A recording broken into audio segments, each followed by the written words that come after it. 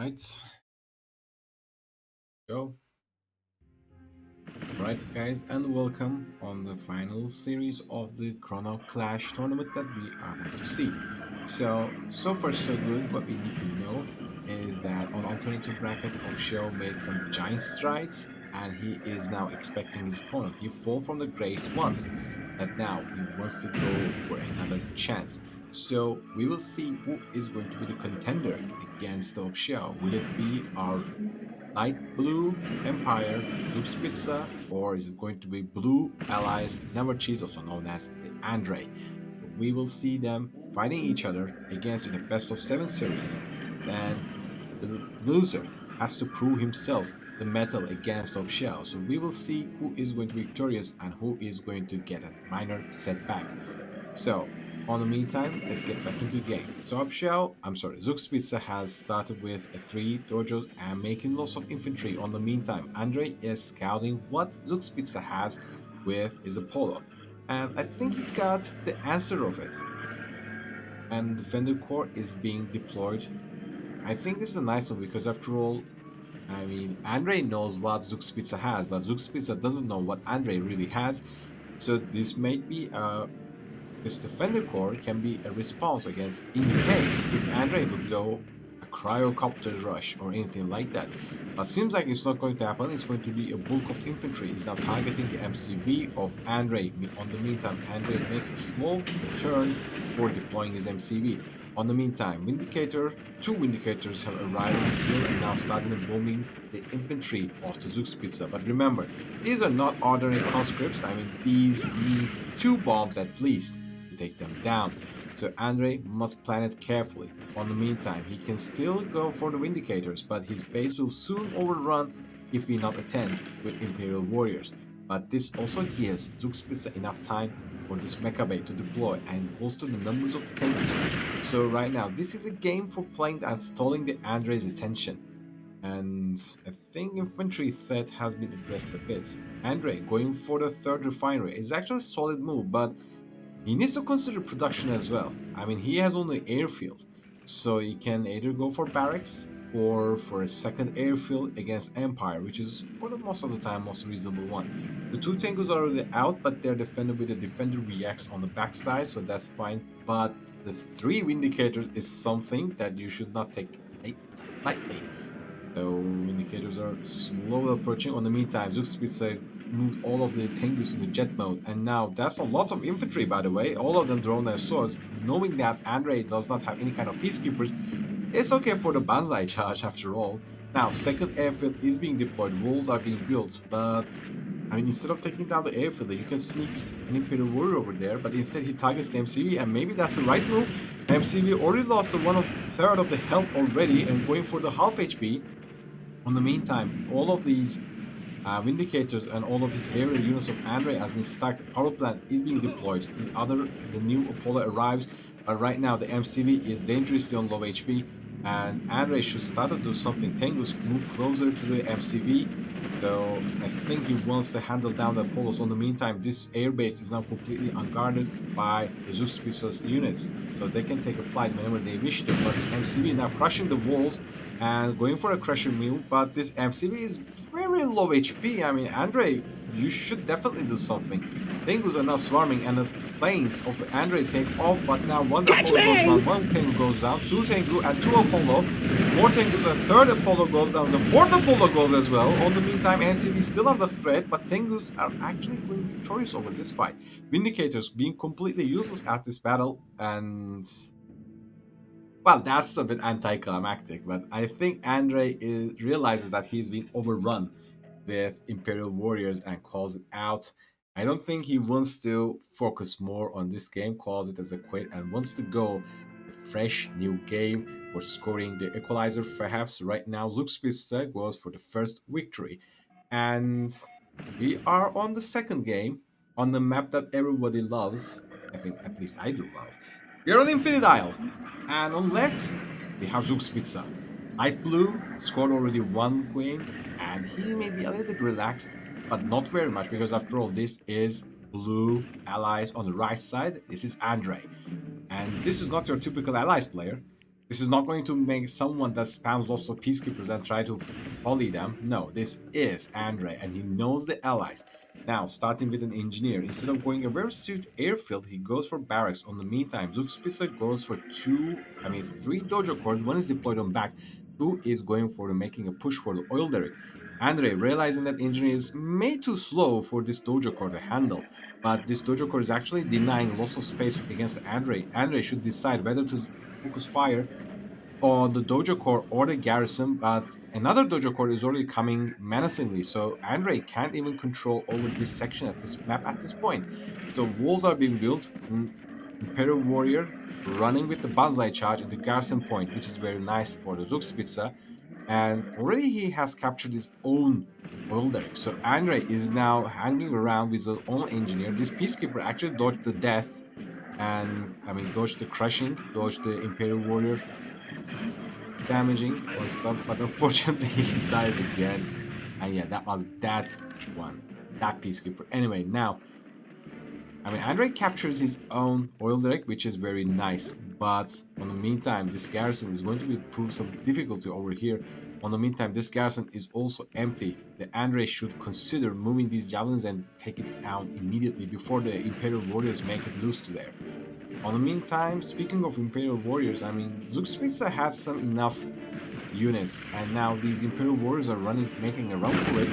Now bombs are being followed, but that doesn't really matter. After all, the garrison is going to be captured in the hands of the Zugspitze. And all of this hassle and time buying, pays off in terms of the Zugspitze. He is now healthily building his own Tengus, and 4 Tengu is already out. On the meantime, Andre, realizing his mistake, instead of not going for 3 Vindicators, but it's going to be more balanced, 2 Apollo to 2 Vindicators, or 3 Apollo to 1 Vindicator. We're going to see. Apollo is now soaring on the sky, but now met with the Tengus already, 4 Tengus flashing a little bit of the Apollos, but now Apollo is already half HP, but now they are nestled back to their air base. Now, javelins are moving closer. Imperial warrior is going to dispatch it immediately, and harassment begins on the side of the Andre. Andre is now 3 refineries, which is very nice against the Zugspitze 2 refineries, but after all, he is not mining at this point. So we have to see. On the meantime, these Tengus are now dealing so much damage to the Apollos and they can't land right now. And this Vindicator beautifully snipes of 1 Tengu before going back for refilling ammo, but going to be a little bit difficult for it. On the meantime, these Tengus can actually rise whenever they wish to. Very nice sniping of the Mecha Tengu there. 4 Tengus are now reduced to 2, so these Tengus can't do anything much further. On the meantime, the second airbase is being built. Tengus just dodged the slashing and ripping apart from the Polos, and now they're harassing the prospector of Andre. Andre right now having some economical troubles. He has 3 refiners but only working 1 prospector. Yes, this is now confirmed, 1 prospector. Something must be done immediately. He may consider getting a multi-gunner trip, because after all, handling this section of the base is something, but defending over here is something else. And even though he has an air base over here, that's not going to work in a lot. 1 Tengu gets shredded on the knee on his route over here. Andre was so convinced that Tengu is going to arrive, he actually moving his Vindicator around here. On the meantime, Tengus are soaring, keep soaring around the base. You took a healthy amount of prospectors. And maybe you can stall the game, Zugspitze. Give the guy some slack, because he is now 2 collectors, but now he's building his 3rd one as well. So maybe this will be a point for a moment for going for a 3rd refinery, for your case. Now Tengus are once again on the skies. I think we are going to witness another harassment run. So I wonder how the Andre is going to respond to this.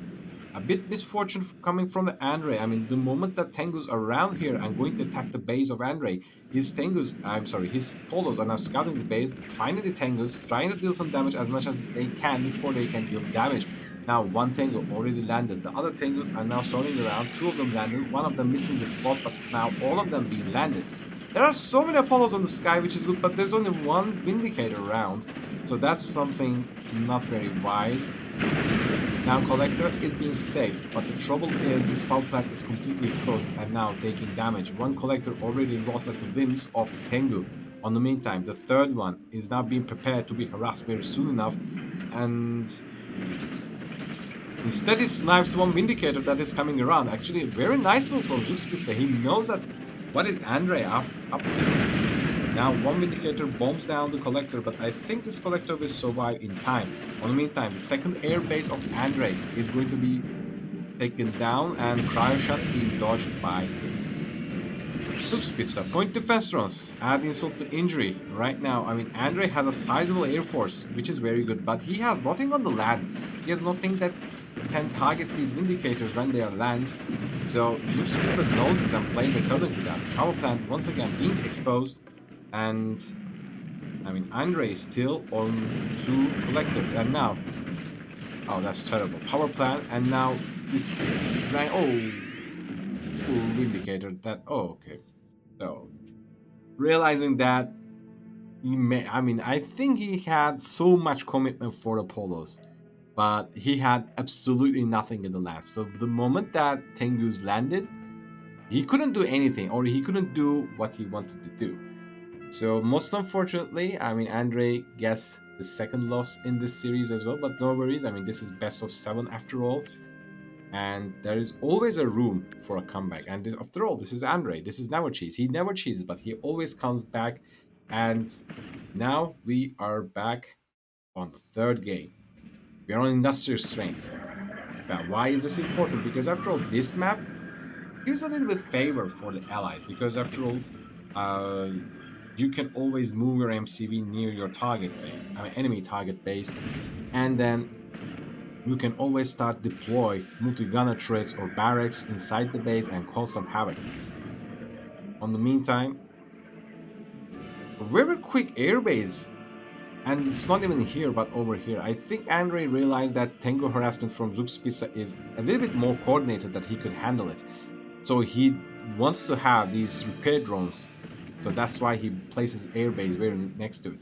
Now, once again, he starts with one single Apollo. On the meantime, Zugspitze goes for, I mean, one frontal Dojo Core, and now it's expanding. On the meantime, we have two outlying Dojo Cores going for the oil derricks, and that's actually nice because, after all, if Allies is going to make some push around it, I mean, there is Vindicator already, so you will always need any kind of economical advantage.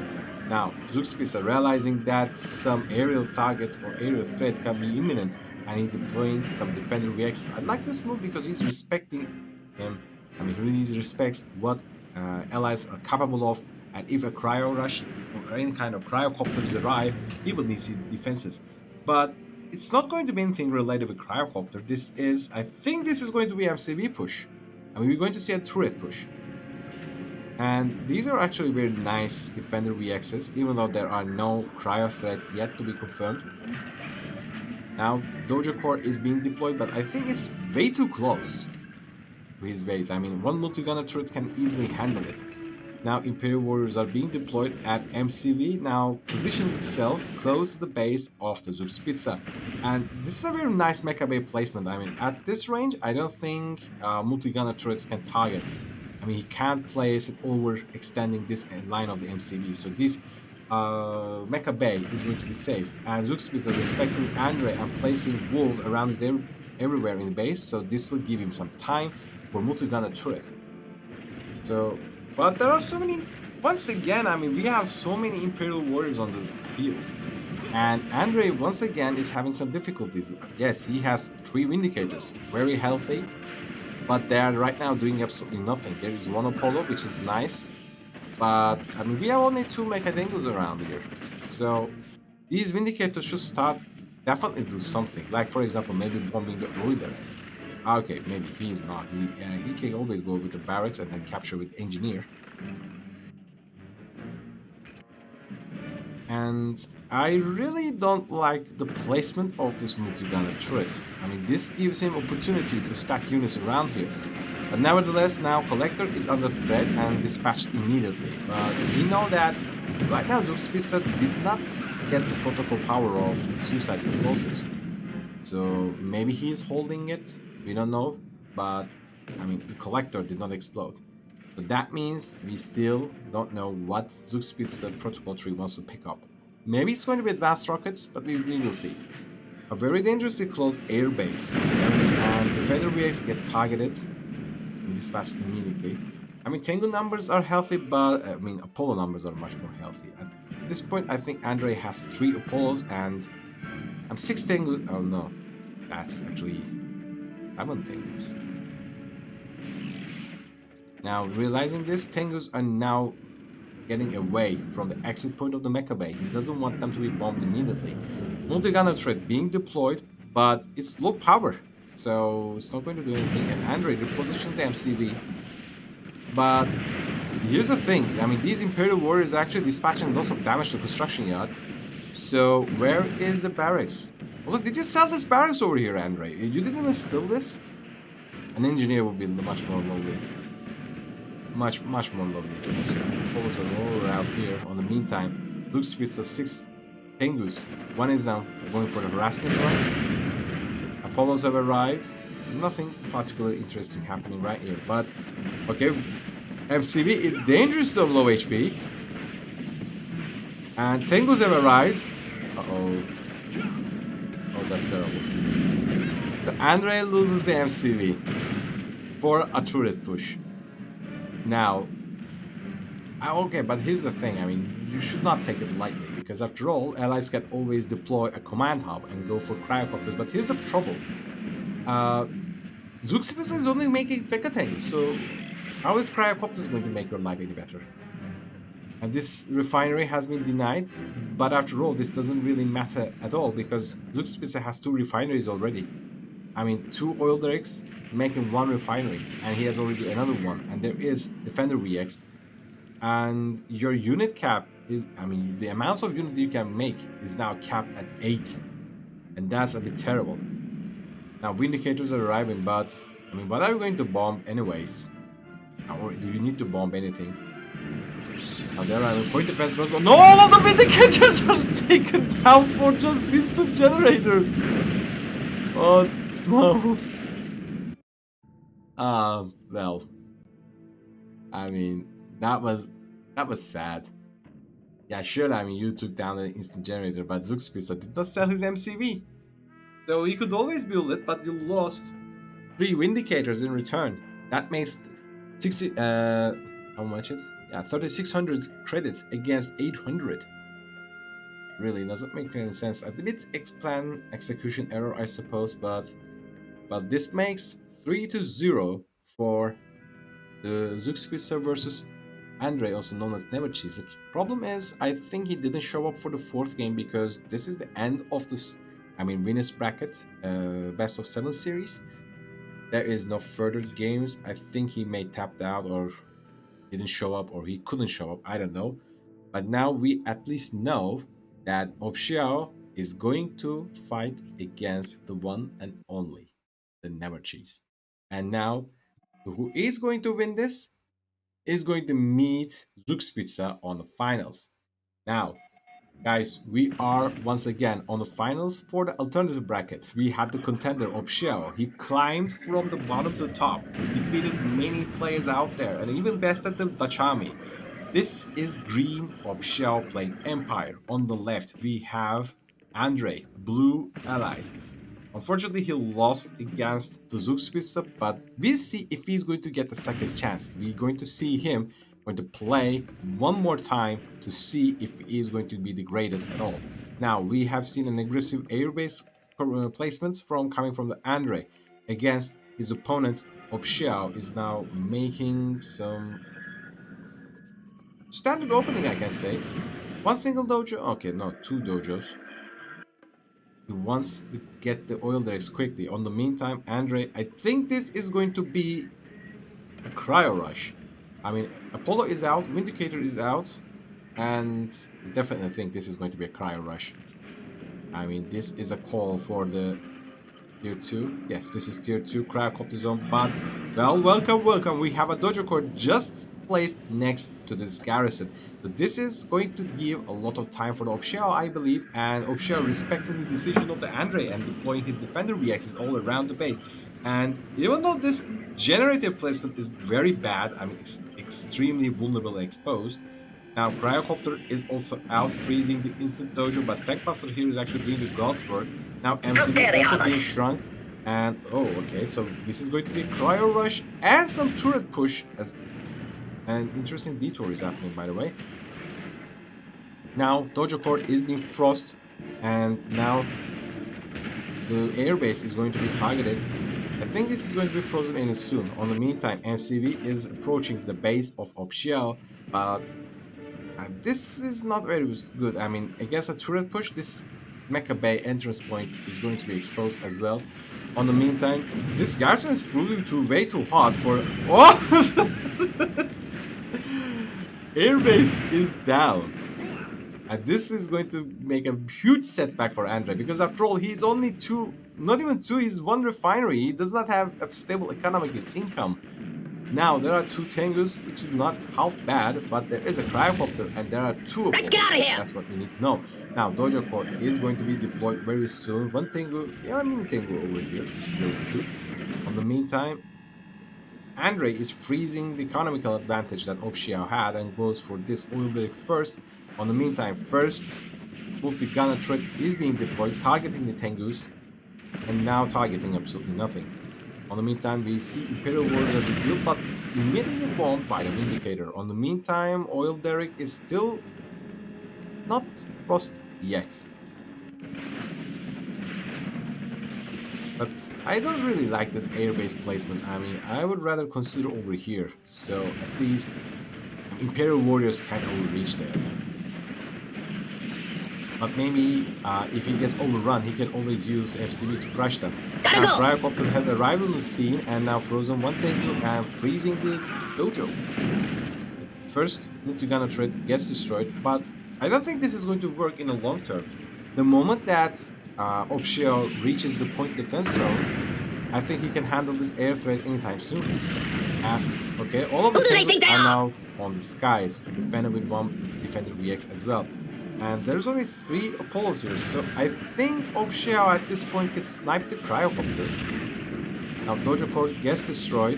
Tengu just throws the focus fire and dies immediately. Now Tengus are fighting against one Apollo is down, second Apollo is almost down, the third Apollo is taking some damage, but we will see if he's going to survive. But no, it's not actually happening. Cryocopter is also down as well. Opshio has actually cleared all of the aerial presence exception goes for the Vindicator. Now there's only one multi-gunner turret that can launch an offensive. On the meantime, Opshio is actually taking down the Collector. This is going to be an awful for the Andres case. Vindicator also gets destroyed. But that's interesting because, I mean, this defender reacts real offense actually dead. But seems like it's dead. I mean, they did it, and Andre realizing that he couldn't end this very quickly as he expected, and taps out and giving the first win in this best of 7 series to Opshio. So, I mean, my man is actually winning the games, and that's impressive. But let's see if his performance is going to last any longer. Now we are on the second game, guys. And this is the Fire Island. This is the where allies shine and rise against our Opshell. Purple on the bottom side playing Empire. Scored the first game against the allies Blue Andre. And now, well, we are not seeing a quick airbase, but now we see a quick barracks standard opening, or let's say much more balanced opening, I can say, because when you're going to do, like for example, a cryo rush, your entire game is going to be crippled with that. I mean, if that rush fails, you lose the game. There is absolutely no way over recovering that. On the meantime, one dog is actually scouting over the exit point of the dojo, but seems like the dojo core comes to arrive the rescue. Now infantry is being all right. Andre denies the oil derrick, but I mean, fine. He realizes that if it's not going to be mine, it's going to be no one's. And snipes the first oil derrick out of the map. But now, second oil derrick, it's going to be in the Opshiao's hands. On the meantime, we see Seaport. I think this is going to be a rip job, an effective countermeasure against Empire, because after all, rip job is a very powerful and pins the Empire in a position that allies always want to. All of the javelins are now being pulled back. 5 javelins, more than enough for anything. Embarking in The Riptide or not? Okay, these two javelins, I think they are being used for the defensive measures. We will see, but now a bit more aggressive dojo core is being deployed. I mean, this is worth to snipe Andre because wolves are going to be built here, so this will waste some time for you.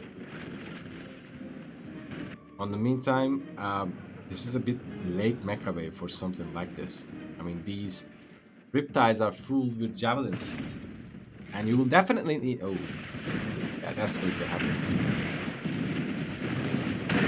Dojo core gets destroyed, but one wall still stands, so I think Andre needs to spend some effort and time to get rid of it.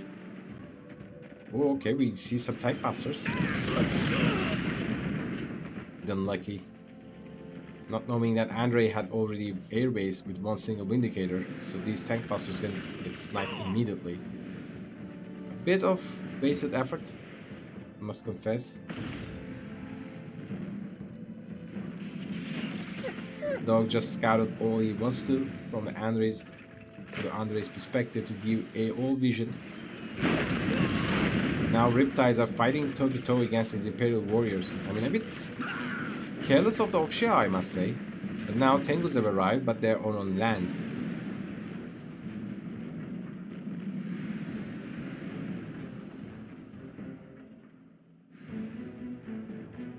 Not so much of an aerial commitment, just like we see from the Andre in previous games. I think this will be a call for much more defensive gameplay, or let's say balanced gameplay. I mean, normally we see a very quick airbase, a second airbase, but I don't think he needs a second airbase. But a third refinery is something, and I like this multi-gunner threat because at this game, Andre is not having so many Apollos or Vindicators. So either he has to defend these collectors with his aerial units, or including here, or not. Now Tengu's skipping passing over the defensive measures of the Andre, but multi-gunner threat is being built. Now Tengu's risen a bit prematurely, I must say. Now realizing that all of the Tengus are back on skies, the Riptide is actually doing nothing particular. I mean, maybe this is a good moment for the sneak through all around the base of Opshijiao. I mean, maybe realizing this Opshijiao is also going back, but no, all of the Imperial warriors are now taken down. Now all of the javelins are now under threat, but these javelins are very close to the Tengus. Opshijiao beautifully using the explosion damage from the Mecha Tengus, and the other Riptide is going to be taken out soon as well. But now they're being targeted by these folk of the multi-gunner turret. That's not the best route that you could go. Now Tengus once again on the skies, but numbers are incredibly dwindled. But now reinforcements have arrived. That's very nice. 7 Tengus against the 3 Apollos, and 1 Apollo is down. Second Apollo is going to survive, and the other one escorts back to base in a healthy manner. Now Andre created himself a very nice and defensive fort over here. Maybe one multi-gunner turret over here can cover a lot of land, but for now he needs to go for the fort refinery. Once more economical advantage. Engineer is being built to get the oil derrick. But after, I mean, if you can't maintain this, if Opshijiao decides to snipe it, that's going to be trouble for you. In the meantime, Opshijiao is not considering for any kind of expansion. I mean, Andre is now set his eyes to build the 4th one, but I mean, our man is not considering to get more expansion. Now, point defense drones, Tengus are nice, but now, I mean, oh, this is going to be nice. If he targets over there, no, instead he's just content with just taking one single collector. Now, power plant is now being exposed. He knows that Andre is relying on multi-gunner turrets. So, what multi-gunner turrets need? They need power. And now he is going to force Andre to sell his multi-gunner turrets. In the meantime, build more and more power plants. Now this Vindicator is on dangerously low HP. Now, what is going to be the next target for Opshijiao? This power plant, maybe? In the meantime, this Tengu making move to the next javelins, and 3 of the javelins die just for being close to Mecha Tengu. And these Tengus are now targeting power plants.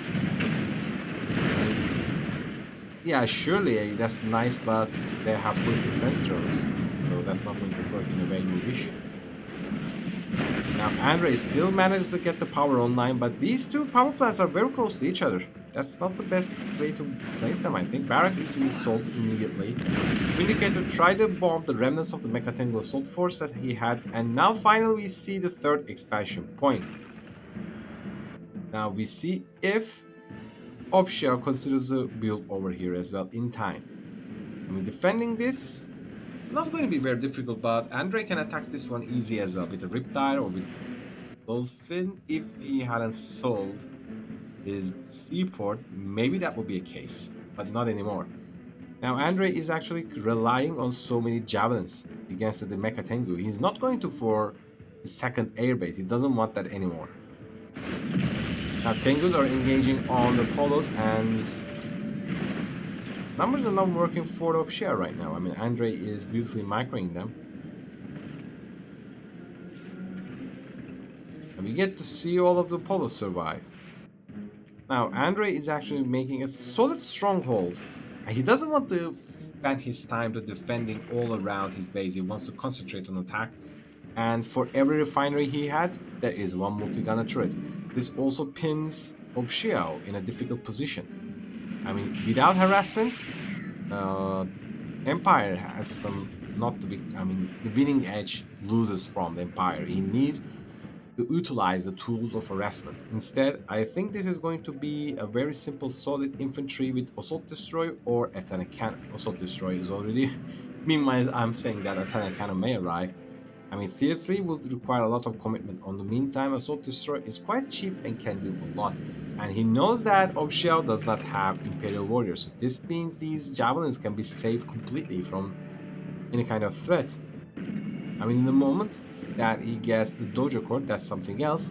Because after all, the Assault Destroyer cannot absorb the slashes. But now, oh, that's terrible positioning over there. Andre, your Assault Destroyer is way too behind. So many, well, two of Tengus gets crushed by the Assault Destroyer, but I think damage is being done. I mean, so many infantry has been cooled over there. I mean, in a handful of infantry, that would be much better for Opshijiao, but now second Assault Destroyer has also arrived. Opshijiao is in a very difficult position. Cryoshed has been used on the deployed Dojo Core, but now you can start to get one simple infantry, and that will be all. As long as there is no Cryocopter, this is a very nice idea, but Cryocopter also has arrived. Andre is actually clinging back to this game and actually defeating his opponent in a different manner. Meanwhile, there are two Assault Destroyers on your doorstep. Opshijiao decides to take down the power plant. Now, Emperor's Rage has been used. Another power plant has been built. Now, these Tengus are now targeting these gunner turrets. I felt that! That's actually not very bad. Andre, you lost your air force, but at least you have a punch in the face of Opshijiao, and now the refinery is being targeted by two javelins. Remember, javelins on star rank is going to be difficult. Now, this Imperial Warrior actually slashed one of them. This Collector is going to be perhaps the hero that we are asking for. One crush is going to happen for the Imperial. Imperial is crushed the star rank javelin. I mean, Andre, come on, don't be careless. Now this Mecha Bay is under threat. There's nothing can be done at this point. These Assault Destroyers are very much to prove. This Imperial Warrior going to go for the Empire, slashing the one of the Javelins. The second Javelin gets slashed as well, but the HP is too low. There's only one Javelin left, and it's going to be taken. This heroic Imperial Warrior actually destroyed all of the infantry that Andre can throw against the Opshijiao. On the meantime, there are two Assault Destroyers, and they can actually destroy everything. One is already getting for the star rank, and Opshijiao decided that this is too much. Taps out. So victory goes for the Andre. And that was actually very nice. I mean, he tried his best, Opshijiao, with that javelins against the javelins, etc. But Andre proved to be victorious, and that was perhaps the glory of the macro play. I mean, Andre just defended himself. He knows that Empire, what is capital Empire of, and that translates into harassments. But Andre realizes that, I mean, why just I should send all of my units all around? I just can build a one multi-gunner turret for each and then wait until I build my economy and then attack. And that's what actually happens. So this actually puts them into the position of 1-1. The equalizer has been given to us by the Andre, and now we are on the third game on Icebreaker. This is going to be one of the funkiest map that this tournament is going to offer to us. I mean, I have seen so many interesting games, but still, another interesting thing is Opshijiao is now going for green Soviets, and Andre is still staying solid on his blue allies on the top. Now we are seeing a tie between our players, so we will see what's going to unfold in this game.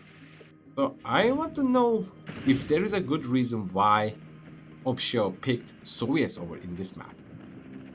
Because for example, in other maps, guys, you may have realized that our players actually know what to do according to maps. And in Red Dead 3, maps mean a lot. Like, so even so many strategies and faction picking, for example, revolve around the maps as well. There's a good reason why Fire Island favors the allies. Anyway, in this map, however, you may realize that our players are not very super confident about what they're doing. So this map is a little bit new for them, and they know this. And for example, for this, they try to, for example, do a little bit more balanced gameplay, like playing a little bit passive and like that. For example, Opshijiao picks Soviets, but for what reason? I mean, Imperial Warriors are just as good as, for example, Soviets to clean out infantry and garrisons. On the meantime, speaking of garrisons, this is actually a very good start for Opshijiao. I mean, he just takes the very aggressive positions, and this will pin him down. This will pin Andre down for forcing him to use air units. And this is something else. For example, normally, of course, you can always be happy with the air force using, but when you're forced to use air force, that is something entirely else. And Opshijiao is actually doing that. I mean, the moment this swarm of conscript just exits out and moves in, Andre will have nothing. Because after all, he sold his own barracks as well. There's only indicators. Now the garrison is now being under attack. These bears are coming menacingly, and the war has been done. All of the garrison is being cleared out. Now conscripts can actually do maybe a force firing on the ground, but no, instead it just pulls them in. Now conscripts are now targeting. I think nothing. Oh, they can reach over here. That's not bad. Now infantry has been cleaned out, that's something, but MCV is now already here. So this means two things. The first of all, third refinery. The second thing is a seaport. The third thing is a multi-gunner turret over here to clean all of the garrisons. But now flak troopers are here. These are very expensive flak troopers, so you should be very careful of Xiao. Now multi-gunner turret is being built, and now this building is now being bombarded with flak cannon one by one. But I think it's really in a melee range, so I think flak troopers could use their mines over there, but now where are the flak troopers? Now they are dead. Most unfortunately, the cash bounty has been used way too early on the conscripts. So Opshijiao could actually use them against for example, for the flak troopers he had. Two multi-gunner turrets. I mean, this short is going to be very hard to handle it. You still see some flak attack over somewhere. Now Andre fights back for his garrison point, and now he is on a low power mode. But he gets the third refinery. In the meantime, Independence is now bombing down the reactor, and I think Opshijiao is now in low power. Also, where is your MCV? What? You can't be serious. Why did you move your MCV all around here? Opshijiao is now targeting this garrison building. For some reasons, I really don't know, but he's still getting some flak troopers. And Andre realizes this. How did he spot that, by the way? 4 vindicator bombs, just all ammo has been unloaded.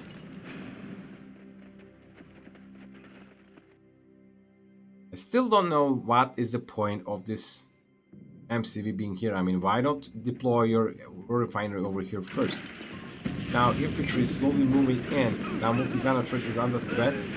And there is a very mixture of army, but there is a barracks as well. So the moment that dogs start spewing around here, this will be very terrible. 4 Vindicators now bombing everything on the ground. 1 Vindicator goes down. On the meantime, Riptide is going to down as well. Another multi-gunner turret is being deployed. Takes down the garrison. But, I mean, the unit amount is rising for the favorite, for the Andre. He is bringing more armored units, more mobile units, and more anti-units. On the meantime, Opshijiao is just pumping units over 2 barracks. Now Opshijiao is building his 3rd refinery, and Andre is actually he's forcing his hand to bomb all of the infantry that Opshijiao is making over here, and he is taking full advantage of the garrisons. Why would he destroy this garrison? But this Peacekeeper can cause a lot of trouble if he enters into a multi-gunner turret. In the meantime, Cryo Shot is being used. Okay, that's the trouble. I mean, all of these flak troopers are dying to the Vindicators one by one by arrival. Now, multi-gunner turret once again. Very beautiful micro and reactionary play from the Opshijiao. I mean, immediately getting to magnetic mine is something else. On the meantime, these Riptides are not going to take the same bait over the flak troopers. Now, they are targeted a lot, but now 4 Vindicators come for a sleeping point. No, actually not. I think it's supposed to take down this final garrison. Already half HP. On the meantime, on the road. And the Riptide numbers are actually very healthy. I mean, 3 Riptides on the field. This can shred any kind of infantry Opshijiao can throw it at Andre. But are you serious with this? What kind of MCV movement pattern is this? Okay, could you respect your opponent a little bit more? This is not... I mean... surely Andre is now controlling over his own 3rd refinery, and this also expands over here because he can build with this MCV build radius all around here. What did exactly he bombed? Didn't really see. Now this collector is overextending a lot. Some infantry is being built, but I mean, come on. Can you get for example, naval yard? A naval yard is usually cheaper than at least a war factory, and getting, for example, more and more and more mix will take some time. But you can always get the 2 bullfrogs very easily. And what exactly is he building, by the way? Now, Riptide is waiting his cryo shot, I suppose. In the meantime, Andre gets his 2nd airfield. I think he's going to get more Vindicators, but here's the trouble. I mean, the moment that MiGs arrive, things are going to be very difficult. In the meantime, MCV goes back, and yeah, you can bomb the walls, but Soviets can easily deploy new walls, so that's not going to work a lot. And arrival of a Tomb Blade is imminent for you. That's a trouble. Now 4 Vindicators once again, and this MCV is proved to be very tough. MiGs have arrived, and that's something. Now MCV has been not bombed a lot. Now 1 Vindicator, 2 Vindicator falls down, but this space, I mean this midsection of this base is completely destroyed and now serves as a flat building point for the Andre. In the meantime, Andre using the cryo shot and destroying the Opshijiao's refineries, collector. But that's not going to be trouble, I think. He's not in a bad position. I mean, maybe he could expand over here. If he did that, that would be much better. But I have these. Now, this garrison point, once again, is going to be proving difficult to break through. Needs a multi-gunner turret for this. I hope that this Tomb Blade has healthy numbers of the infantry inside. If so, that would be great. But I think he goes back. Let's see if he Construction vehicle at your service. I know he doesn't have. So, you have lots of infantry units on standby. Going for the defensive. So, why wouldn't you get them? Now, Andre feeling safe enough and moving MCV on the front lines. But this is a loss of flak troopers. But this garrison should be immediately captured by Opshijiao. If Allies gets to this, I mean, if Andre gets hold on this garrison, that would be very difficult for Opshijiao to handle it. In the meantime, so many bombs dropped on the refinery, and now it's being sold. And we're going to see a flag cannon, but in a rather bit defensive position over there. I mean, you can always have some units over here. Now, Opshijiao is actually getting his flag troopers on Tomb Blade, so we are going to see a drop, which is nice. But most of the base is defended well. I mean, only this section of the map is undefended. Now, conscripts are being poured out. I mean, this is a very tier 1 army, and except the Vindicators, we don't get to see a lot of hitting power here. Now, Mix, if they will be here, that will not run. 104 is now targeting this Tomb Blades. Trouble, very big trouble is happening right now. Cryo shot has been used. Oh, that's Cryoblast, by the way. And, ooh, that's terrible. 5 of the Flak Troopers are now thrust. Now, these Riptides are being targeted by the Tomb Blades, and the Tomb Blades numbers are actually quite healthy. But now, Opshijiao, what are you going to do? You can actually, I believe you could target over here, the units. I can't bear to see. And this is going to be massacred. Now, once Riptide goes down, now, Black Troopers are trying to make a hold, but now there are too many units over here. Now, Tomb Blades, and now try to make short work of it, but Black Troopers are going to die one by one, and now there are only IFVs left. And Opshijiao realizes that the mistakes that he had, taps out and gives the second victory to the Andre.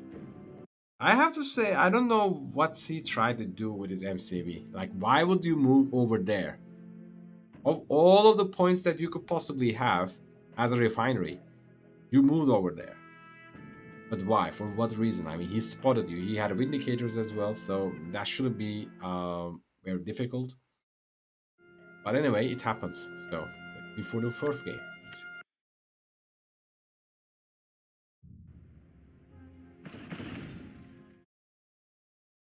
And now we are on Battle Base Beta. Now, instead of Soviets, it's good to see that Opshijiao is back on his Red Empire on top. Now he's one score behind. He's been the underdog. We're cheering for him. This is Opshijiao, and on bottom we have the blue allies Andre. Now scoring the second game as well. Instead of going for wacky builds, when he plays for more standard or let's say balanced gameplay, he shows that he is still able to do it and can win the games very easily. Now, in here, all we need to see, once again, a balanced gameplay instead of a cryo rush or anything like that. As long as Andre plays in more according to map, for example, this javelin play is nice. He will start, I think, taking down these garrisons one by one because after all, Empire means infantry on early game, and infantry gets a lot of, let's say, utility when they get into garrison. They provide defense, they provide vision, and that will be all that you can ask for in the early game of this game. So right now, Andre is actually focusing some infantry on the land. I think this will quickly translate into a rip job because so many javelins are on the map as well. But this is giving some time and opportunity for the Opshijiao to cover land on this map. So these two garrisons are now captured by the Opshijiao.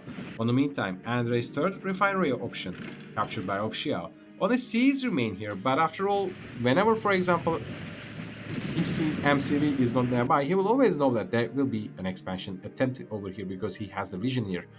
And soon, I think Opshijiao can also consider moving over here to target this oil derrick as well. On the meantime, we see a very nice defensive multi-gunner turret, but no air base. There's only one seaport, two power plants. They're dangerously close with each other. This placement is not very nice. I mean, in a time the Tengu incursion, these two can be taken out very quickly. Now, Andre is moving for the top section of the for expansion point, but there is garrison not being taken. Two garrisons have actually been taken, that's something. And now Opshijiao moving Imperial Warrior over here to target this oil derrick. And oil derrick, I don't think it can survive very long because it will take some time for Ripjaw to arrive here and target this. So down goes for the oil derrick. On the meantime, this is very nice by the way. I mean, capturing this garrison and forcing your opponent to trade if you want to target this oil derrick, that's nice. And Dog is now approaching the base of the Opshijiao. In the meantime, we see the Mecha Bay being deployed, and first Tengu is actually going out to snipe the scout immediately. Now Andre is forcing his hands and time to clean out these garrisons. Once again, multi-gunner turrets are being deployed near. I think he realizes that as long as he's not getting targeted with Tengus or the prospectors, he can defeat the Empire. Because if he's not, if he goes, for example, goes for defensive measures against, for example, units with his own units, he eventually gets outmaneuvered. Because yes, there are some advantages. For example, you can always get quicker 8 Apollos than getting 8 Mechatengus, but your opponent can get 16 Mechatengus. Meanwhile, you will always need extra air bases. And speaking of Mechatengus, this is actually healthy numbers of the Mechatengus. Now, Riptides are being targeted by tank busters as well. This Peacekeeper is slowly moving, but ejects from the building and goes to the other one. And these Imperial Warriors are actually making a run for it. I think they're going to make it. Get it? Okay, we're on one air base, but Seaport has been sold. Now Tengu's gliding over the Riptides.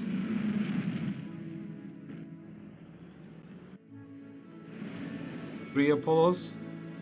Very nice. I mean, quite much more better for the 2 Vindicators when you have so many units on the land. But now Opshijiao wants to fight, but Andre realizes the nope and goes back to base. And Riptides are solely positioned over here, so if Tengus land here, if they take the bait, Andre can exit all of the infantry here and then go back in the garrison. So if when they are putting garrison, I mean these Tengus will have no option but to go back. Now aggressive barracks opening, he wants to capture this garrison point. Maybe it would be a nice moment for Tengus to land. Uh, right, Andre is actually forcing to take down the building.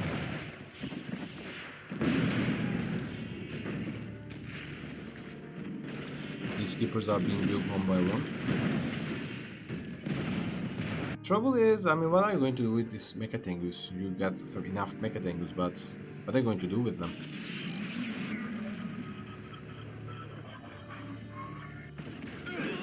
Oh no, Andre, don't do this. Why are you going for the MCV turret push? You don't really need this. Well, that's nice actually. Tengus are now targeting this garrison to take down immediately. So this means Andre cannot take benefit of this garrison. Now MCV positions itself at this pocket out of the ramp. But here's the thing. There is a refinery, so moving over here should be much more better instead of going down here. Now barracks has been built. Is this going to be... We'll see. I mean, point defense drones, but now this is a very healthy amount of Tengus by the way. Prior shots used on Dojo Core, but I think I can say wasted on Dojo Core. And also one Riptide was frost. So how are you going to call that? Now Tengus have landed, and now Prior Shot is out. Riptides are being taken down one by one. Multi-gunner should have been deployed, but there are so many Tengus out there with all of the quick defense drones. Opshijiao could actually use benefit of the... Oh. Could use the benefit of the suicide explosive to take down this multi-gunner, but no, he doesn't want to lose his air superiority, and now starts to make tsunami tanks. Now that would be nice for the clear out the land, and especially these javelins, because after all, Andre wants to rely on the javelins. Now, tsunami tanks, one of them, use the activated deflectors, and now running for it. 2 javelins are under the threat. The third one, ooh, that's actually very nice. I mean, 3 of them dies for suicide explosives. Andre, you have to use the scatter command more often. On the meantime, this multi-gunner can hold its own. The new one is being built, but now the tsunami tank numbers are rising. 3 tsunami tanks is now fighting against it, and there are only 5 javelins. But now javelins are condensed into 1 point, and the tsunami tank is actually making rampage and killing all of them, crushing all of them by one. I mean, this tsunami tank has blood on its treads. All of the javelins are crushed, and now the buildings are falling one by one. Andre, you have to build more. You have to get more power plants and more multi-gunner turrets. Well, or maybe not. Well, I think Opshijiao will win this one because Andre attempted to do something, but then he just break through. He just pushed his foot into the defense line of the Andre, and like, no, you are not going to push me, and that will be it. So I think this makes our game 2-2. Congratulations for the Opshijiao. I mean, that was very nice. Quickly transitioning to tsunami tanks and some beautiful crushing moves that we've seen. And GG for it. So it's also interesting, by the way. This is 2-2. I mean, this is for entirety of the games. This is the first time we're seeing this. I mean, I'm seeing this. I hope you guys also see this as well. And now we are seeing maybe two opponents match against their own skills. And now they are going to be tested on industrial strength. On bottom, we have Andre, blue allies. And now on top, we have Xiao with teal empire. It's good to see that he is now, I think the last game was a testament for him to not pick the Soviets again, because I think he is much more confident and much more better with empire plays. Not going to say that he is terrible or bad at the Soviets. I'm just saying that he knows, I mean, he's more used to empire than Soviets. I can easily say that because when you play the Soviets, uh, you don't really over rely on conscripts or infantry. I mean, this is not Javelin, after all. These are flak troopers. They have cost 400 credits. Javelin is much more better at 300 credits. I mean, this should ring you bells or something. Now, Opshiao going for, I mean, utilizing this dojo core, I guess, but crushing this dog would be nice. But Andre being watchful and not letting dog die. On the meantime, Opshiao gets the right oil derrick, and Andre already taken the fourth on his own oil derrick on the left side. Opshiao going to regret to not capture this garage at this point. I can easily tell. On the meantime, Andre still no airbase. I mean, two power. No, sorry, power plant, two refineries, but no airbase. In the meantime, Mecha Bay is already up and running. Building the first Mecha tank is already on. It's easy to say. I mean, Opshia right now, I mean, commands the right side of the map entirely. The same can be said for almost for Andre. I mean, has some peacekeepers presence on the left side, but this can change in a moment because after all, Imperial Warriors are quite good to go and known for clearing out the garrisons. But now Peacekeepers are making a run for the garrison, and Imperial Warriors are now retreating. That was an insane range for a Peacekeeper to deal some damage. Now, Tengus, quite humble beginnings. Airfield is on, and we start with two. Oh no, two Apollos and one Vindicator. I think three Apollos is going to be three Apollos.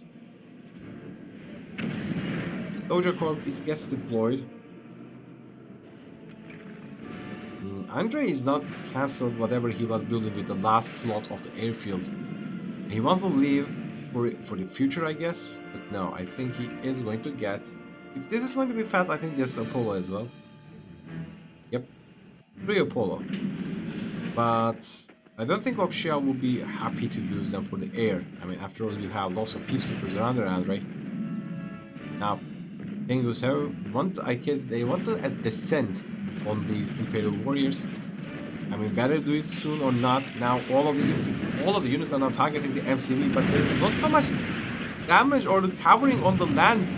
Andre once again now unpacking the MCV. There's no barracks, no engineer nearby, so Vindicator comes close for the parking spots. Now once again deployed, and now this multi-gunner turret is targeting everything and shredding all the Imperial warriors back home. I mean, maybe escorting them over here will be much more wiser. Now they're getting into the garrison. Not bad a move. Now these peacekeepers are forced to trade themselves. Now all of the Tengus now heightened and Vindicators. Oh, that's terrible. One Vindicator gets sniped, or the second Vindicator going to get sniped? Seems so. And not anymore, but now the Vindicator gets sniped on point. Now, what are you going to do with these Apollos? I mean, three Apollo. For what? For what reason? Now, airbase is under threat. Andre still has one slot for the airfield, and that's going to be the most probably a Vindicator. But now I'm sorry, Multi-Gunner turret is targeting the Tengus, but there it can only take down two Tengus. Not even two, but just one. Now, one of the Tengus gets bombed with the Vindicator immediately, but that's the trouble. I mean, this airbase goes down, and there will be no ammunition for anymore for this Vindicator. It must go back into the base and replenish over there. And MCV is still repairing itself, but it's already half HP, and it can be sniped at any moment. Now, Opshiao is Maybe he could use some infantry that he has parked over here as well. I mean, there's nothing much happening on the right section of the map, and this power plant is asking to be killed. Now, first multi-gunner turret has been built and now targets both refinery and the war factory and the mecha. I'm sorry, and the Tengu that just recently out from the mecha bay. MCV under threat. Now Tengus are taking down the multi-gunner turret. Yeah, a rare move. I think in time Opshijiao wants to overrun the multi-gunner turrets with his own numbers of the Tengus.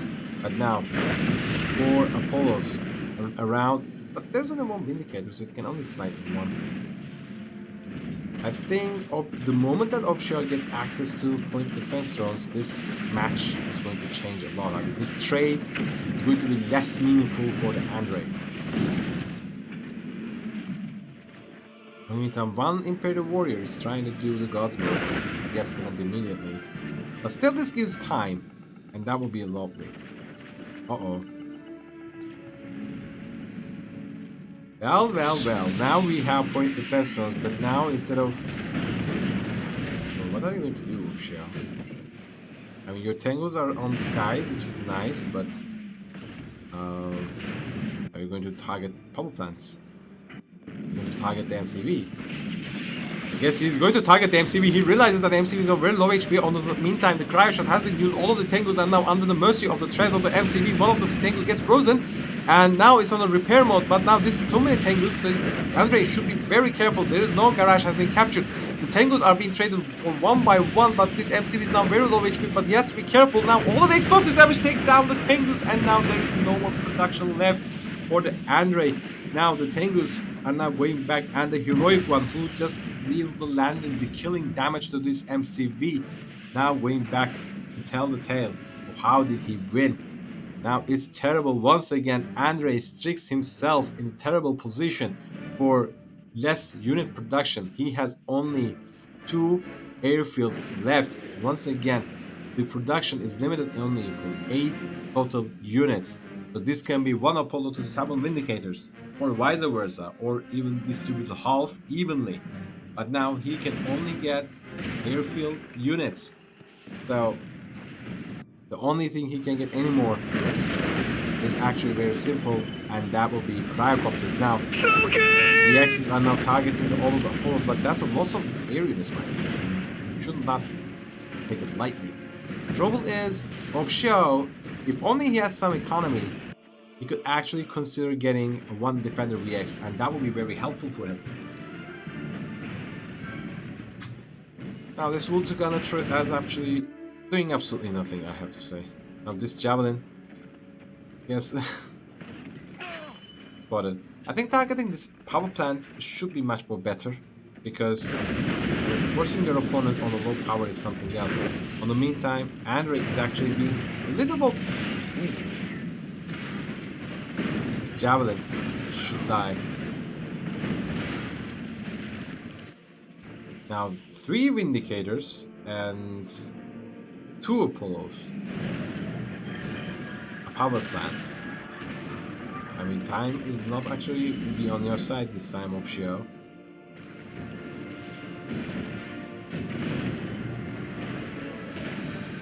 Now, you see a Defender core, which is nice, but that's unlucky deployment time.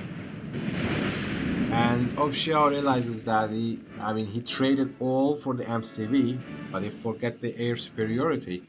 And, I mean, that's what NeverCheese, or let's say Andre, exploited it and wins the game. It's quite simple. I mean, if he didn't lose so much Tengus for sniping that MCV, it would be much better. But unfortunately, he lost almost everything he had for just one single MCV. But his production was, I mean, Andre's production was still up and running. So this makes the 2 to 3. I mean, that's actually exciting. So I think if Andre wins this one, this will be an excellent. I mean, it will be very great. Alright, guys. Well, sorry for this interruption, but apparently either my game or my hardware crashed and the recording has stopped over the last game, so I had to restart over it. This will be merged with the previous footage, so bear with me for a second. But now we can continue with the rest of the game. I mean, the rest of the series, by the way. The last time, the Andre got his own victory against Opshijiao on Industrial Strength, and now we are in Deep Sea. Perhaps one of the best maps that this tournament has offered so far. Maybe with the other map. I think it's called Icebreaker. I have to double check with that one. Anyway, on top we have Andre, blue allies, and on bottom we have Opshijiao, in this time red Empire. Fortunately, on the last game, the Opshijiao couldn't handle the momentum that Andre was built, even though he lost his MCV. So this can give you an idea of like losing the MCV is not really the end of everything, as long as you have means of production and of course means of economy, you can still go for it. On the meantime, we will see if Andre this time gets into more balanced play because for some reasons, whenever he, for example, wants to end the game in a very quick fashion, he cannot execute properly or things doesn't go as he expects, and unfortunately he loses either his MCV or the game altogether. But now I like to see this start. I mean, he is clearing out the garrisons, which is actually quite nice to see. I mean, this garrison can be utilized by the Imperial Warriors or maybe tank busters of Opshijiao, but that's not going to happen. Same applies to this as well. I mean, this garrison is very strategic point, and lastly, this one, which can be occupied by the javelins for providing a natural defense against any kind of Tengu harassment. So this will force Opshijiao into only this place to harassment as long as there's a multi-gunner turret is being built. On the meantime, we see a quick seaport. I like this decision more than, for example, going airbase, especially Opshijiao is swarming the base with Imperial warriors once again. And also, I don't know if this Imperial warrior needs to draw the sword or Banzai charge. After all, there's a dojo core.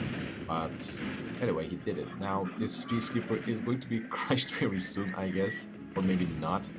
But now, Imperial warriors are engaging on this airfield. Where are the Riptides?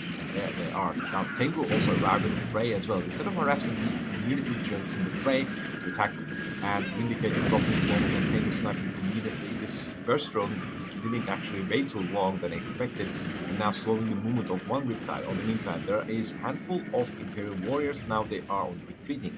Now we see Apollo is on as well. This will be nice for the Andre to prevent any further incoming Tengu harassment waves, or at least he can force them to land before they reach to the base.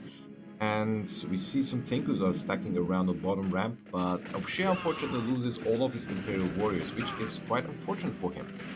On the meantime, we see some blockade for this MC for the refinery spot, but this doesn't necessarily mean anything for it because I think Andre's MC actually stuck at this pocket at the next of the ramp, but he is once again going for a turret push. But I mean, come on, you tried turret pushes many times, and it really didn't pay off as you expected. Now peacekeepers are engaging with this garrison point, but I think there's only one Imperial warrior in it, so it should be nice for Andre to keep it up.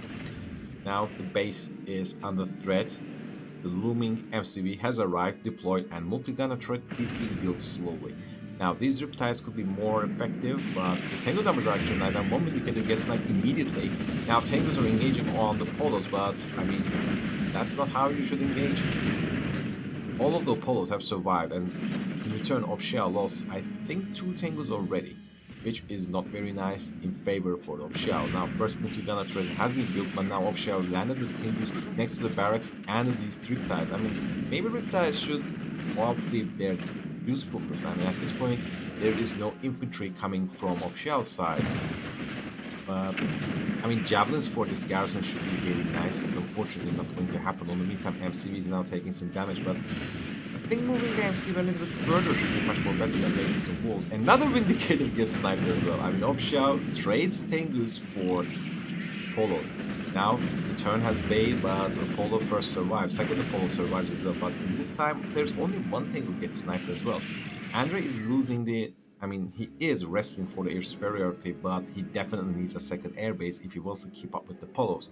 But then again, when you get lots of Apollos, you can't really counter what, for example, your opponent can do for the ground level. Like, for example, Tengu's underground start to deal lots of damage, and you just can't keep up with it. Now, barracks has been built again, and this garrison, I highly believe, is filled with javelins slowly. On the meantime, this peacekeeper is doing the God's work for like giving the information for the Andre. Now, Dojo Court is being built, so this could be a nice moment for if you can keep up the numbers with the tank clusters. After all, Andre can only get one indicator. His airbase number is still one. He didn't get the second one. But this means only one thing. I mean, each indicator can only take down 3 tank clusters if left alone. In the meantime, Imperial Warriors are nice as well, especially for clearing out this garrison site, but if there are so many peacekeepers in it, that's not going to happen. Nice micro play coming from the Andre for saving the peacekeeper for the last moment. I highly believe there is one javelin and 4 peacekeepers in this garrison. But now Tengu numbers are getting very healthy. It's imminent for to see the point defense drones are used on it, and this is actually healthy numbers. I mean, 3 Apollo cannot match this amount of number. It's impossible for it. But now Andre is trying to fill lacking spots with more multi-gunner turrets. Now Cryo Shot used, and it's actually a very nice Cryo Shot. I mean, it goes a nice diversion, and now Tengus have to separate from each other. But unfortunately, Andre couldn't score a Tengu kill. I mean, one is very low HP, but that didn't work. Now 3 Apollos are up to engage, but I think it's better to not engage, or even better disengage, because these are very high amount of Tengus, and Apollos can't handle it. Now airbase is being forfeit. I think he built another one. Yes, exactly true. Now Opshijiao is after for harassment run, but I mean this garrison is way too strong. Um, I wouldn't consider it.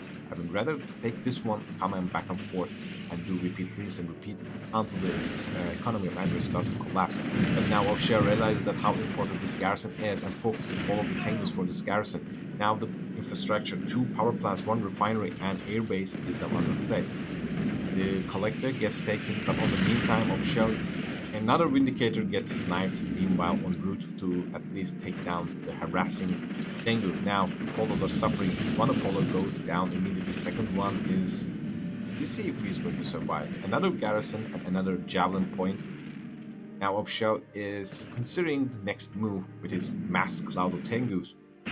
But the base of Opshijiao on the meantime suffering as well. He is retreating on the seas, which is a questionable option. I mean, I would rather consider here to have at least a land access, because you will need Mecha Bay and you will need Tengus now, or Javelin, which is quite healthy. Now, airbase is under attack, and this airbase should not be involved unlike the previous one.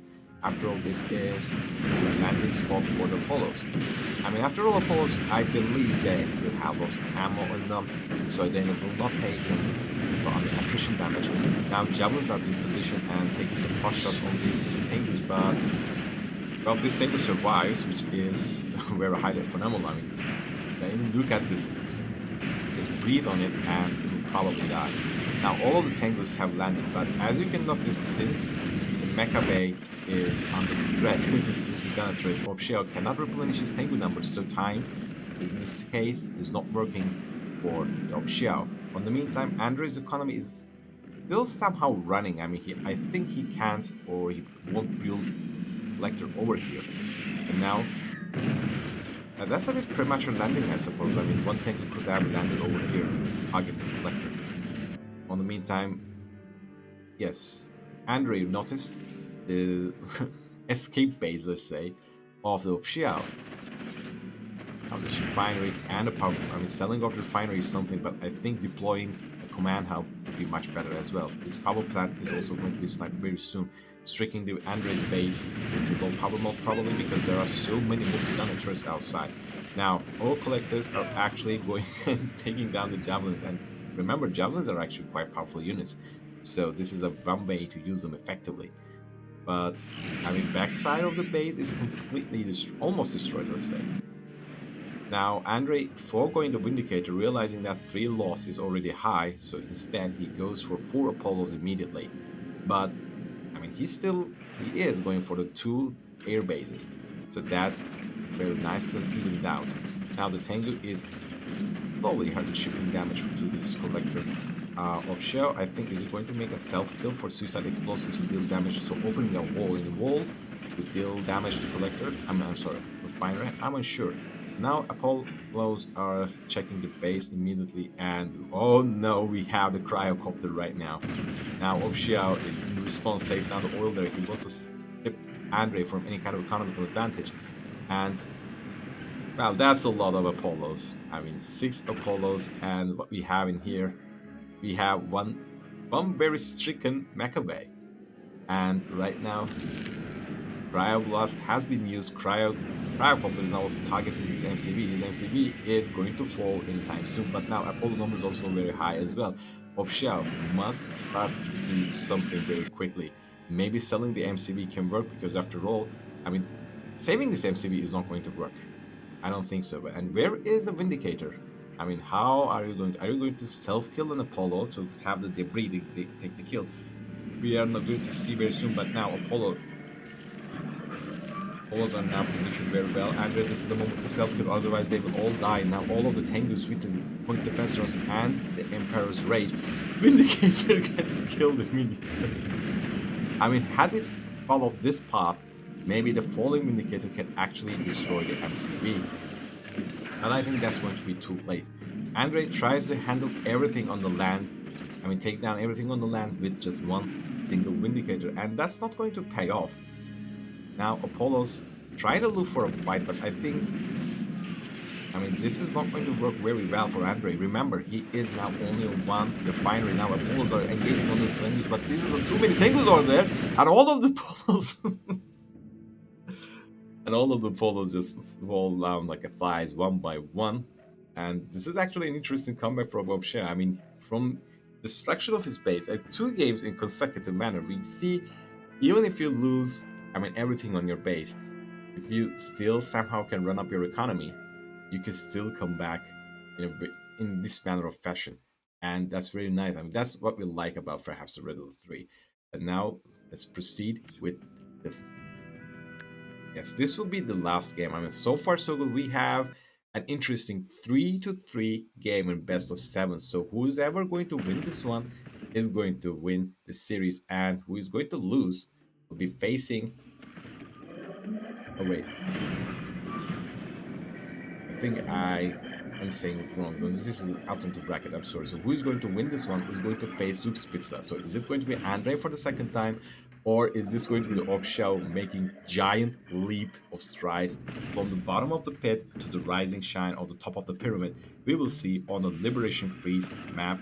So once again, it a very standard build order from the Opshijiao with the Purple Empire with 3 dojo opening. On the meantime, Andre is not going for fast airfield, that's for sure, and instead he goes for a barracks opening and some of handful of the javelins as well.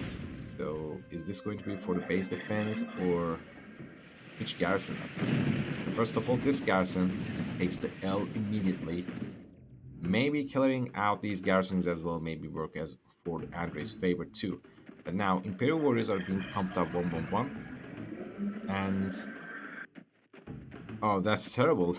I mean, Engineer gets sniped, a bit careless of the Opshijiao. I mean, this is the last game, by the way. You wouldn't do that. Now Engineer is running back, and we see a rip job, and if there is no Bekkabe is recently being built, but now this Ripjaw can actually cause a huge trouble for the Opshijiao. And I think he noticed that as well. Now, ooh, the Dojo Core is brink of getting sniped. On the meantime, Opshijiao responds by taking down the oil derrick of the Andre, but the Riptide is now made contact with these Imperial warriors, and he is drawing all of them back. And that will be a nice response because after all, Andre seeks to use all of these javelins to destroy the base or snipe the Mecha Bay or maybe a refinery or anything else. But as long as Opshijiao can have some units to throw against Andre, that will be nice. Now, the second oil derrick is now being captured, and I like this move, I think. Normally, Andre usually forgoes with the oil derricks, but now he is actively capturing 2 of them. Now, I think that's a burst throw, which is not bad. But now this is not going to be well for Andre's favor. I mean, recently captured oil derrick now gets sniped immediately by Opshijiao. One Apollo scouting what he exactly has, but And you already have the side for it. Four Apollos, I'm sorry, four Tengus against one Apollo. That should be nice. But here's a troubling. No, wait. He has two Apollos. Now, the troubling point is you must have some units on the land to handle all of these javelins.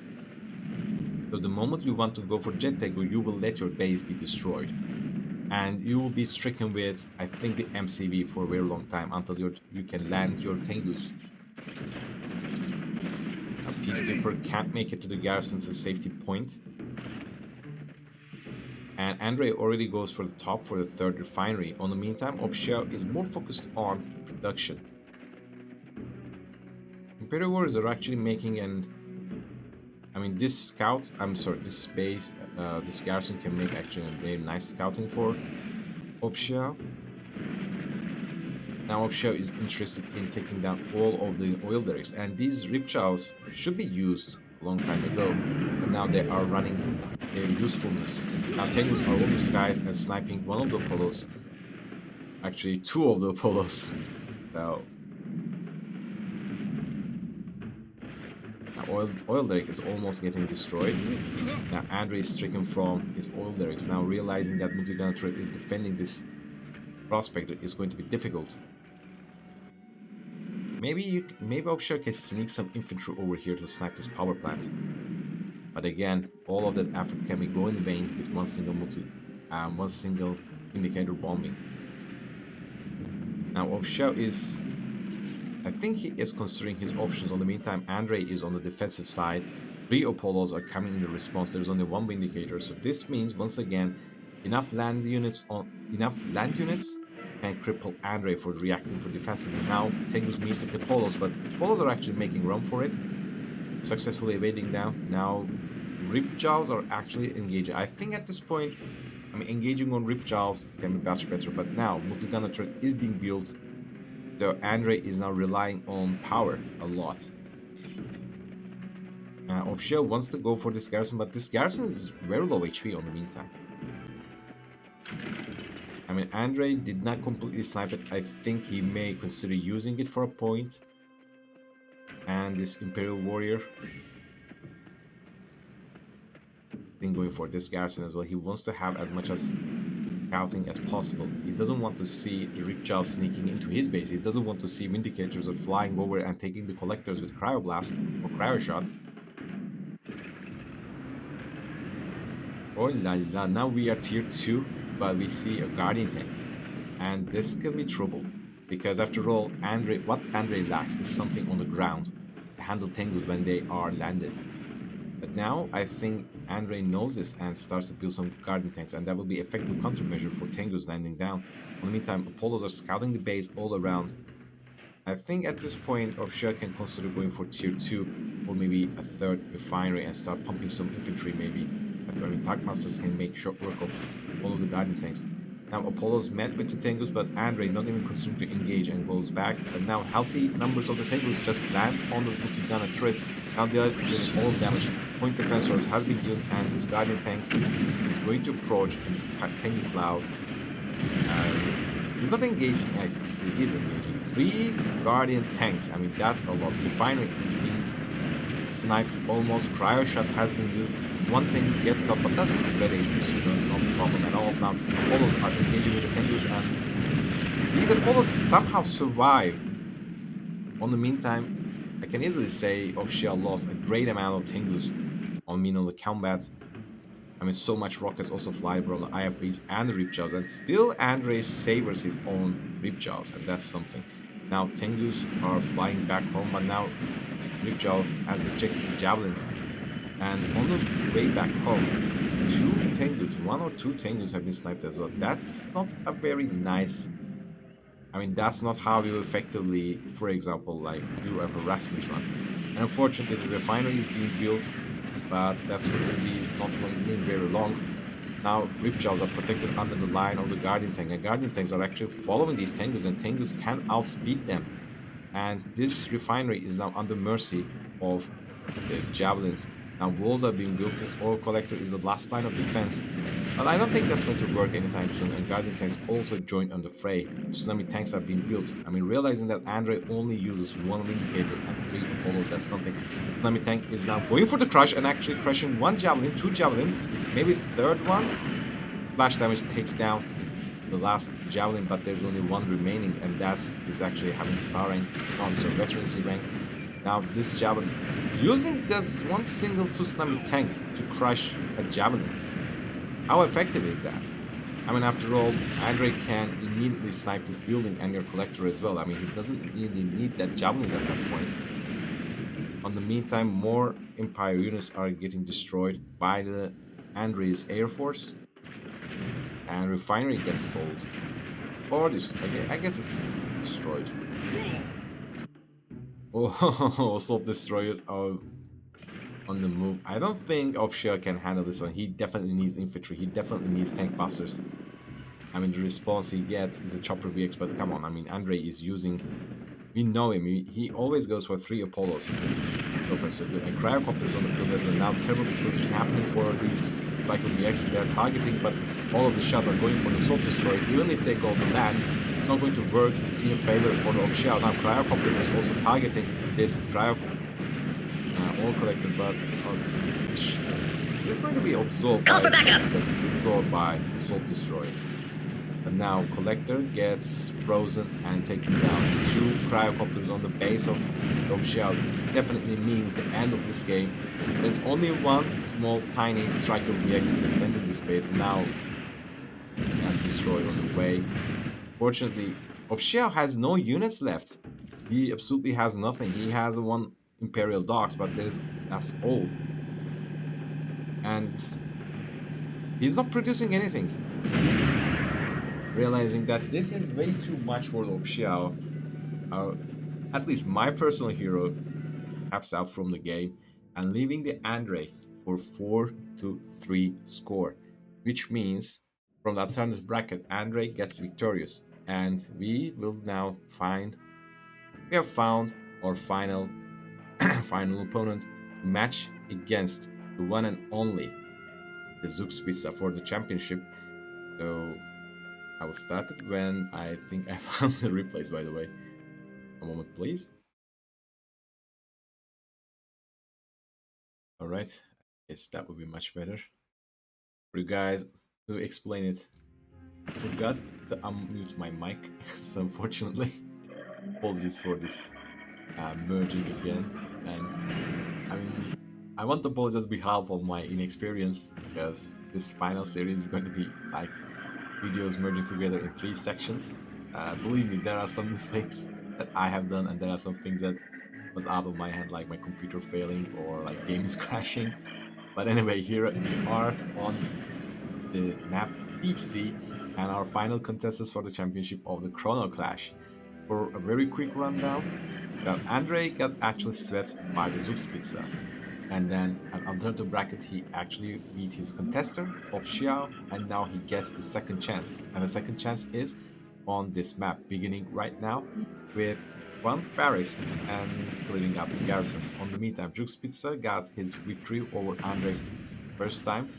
I think he believes that if I did it once, I can do it twice, and making some infantry on the way to Andre's base.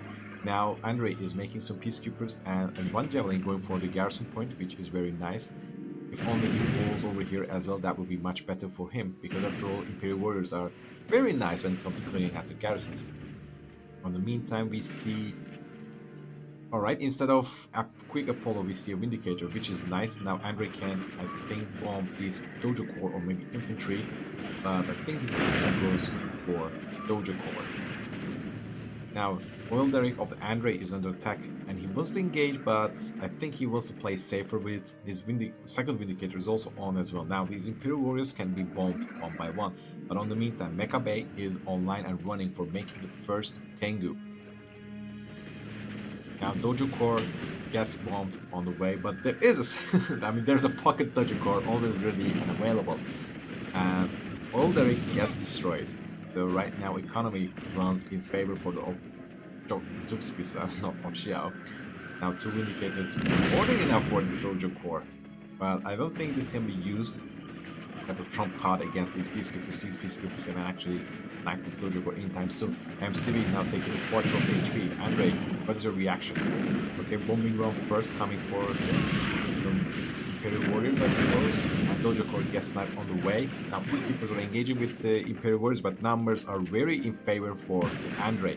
And there is no Dojo Core, so these Peacekeepers can handle all of these Imperial Warriors without any kind of problem.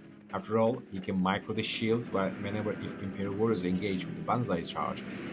And they're still bombing, and now Tengus have arrived, but now it's a little bit late. I mean, Vindicators dropped the bomb and sniped two or three Imperial Warriors. Now, two Apollo, two Vindicator, not bad. Multi-gun turret is being deployed, but attacking the garrison instead of killing some shots for these Tengus. And also, I mean, these walls, I believe they have arrived way too late, so one Imperial Warrior snuck into this building and fortunately take down the javelin inside it. Now Opshijiao repositioning his army for the third expansion port of the Andre. Andre is a bit risky time. I mean, not very the best moment for building this refinery. Now Opshijiao is making back and forth. Apollos are now engaging with Tengus, but I think Apollos are safe for now. So Andre, you must definitely get a barracks or maybe a seaport. There is nothing on land once again, and that's not the very way that you like to play. I mean, all of the games, for example, you lost against Opshijiao was because you didn't have much of production on the land. Now, one Tengu lands down to handle the peacekeepers, and Imperial Warriors are joining with the Mecha Tengu to deal damage to these peacekeepers. Now, they are fighting with each other. On the meantime, this collector has been taken down. One multi-gunner turret is being built. Andre could actually retreat with the peacekeepers next to this multi-gunner turret, but he doesn't do it. This collector is also under harassment. There's only one safe collector right now. Okay, two collectors are safe, but one is a half HP already, so kind of and now so many. I think after this air clash, the walls are being destroyed, and but it's in the radius of the construction yard, so walls can be replenished anytime soon. Now, peacekeepers are cleansed out. Andre has nothing on the ground for any kind of defense when the Tengus have landed. There's only two indicators, but that's not enough. Airbase is exposed, and Andre, can you replenish your walls? I mean, it shouldn't be that hard. Tengus have arrived once again. A power plant to block access to this airbase. I mean, why wouldn't you build over here or something like here? Now Tengu finished the job that Tengu number one didn't do it and harasses the collector. On the meantime, this one is quite safe. I mean, it's protected with a multi-gunner turret. Now Tengus are gliding all over around the base of Andre, especially on the airbase, preventing Andre to do anything. Now Vindicator has taken a fight, but now that's not the very best way to do it, and Apollos are now taken down. Vindicator goes down as well. Now hightailing the Apollo, Andre losing all of his air force. There's nothing on air as well, also on the ground, and still no production building. Oh, well, okay. It seems like this is way too much for the Andre. I mean, he wants to get forgo for any kind of unit on ground, and that gives the first victory for the Zugspitze. So let's see what we're going to witness on the second game of this final series.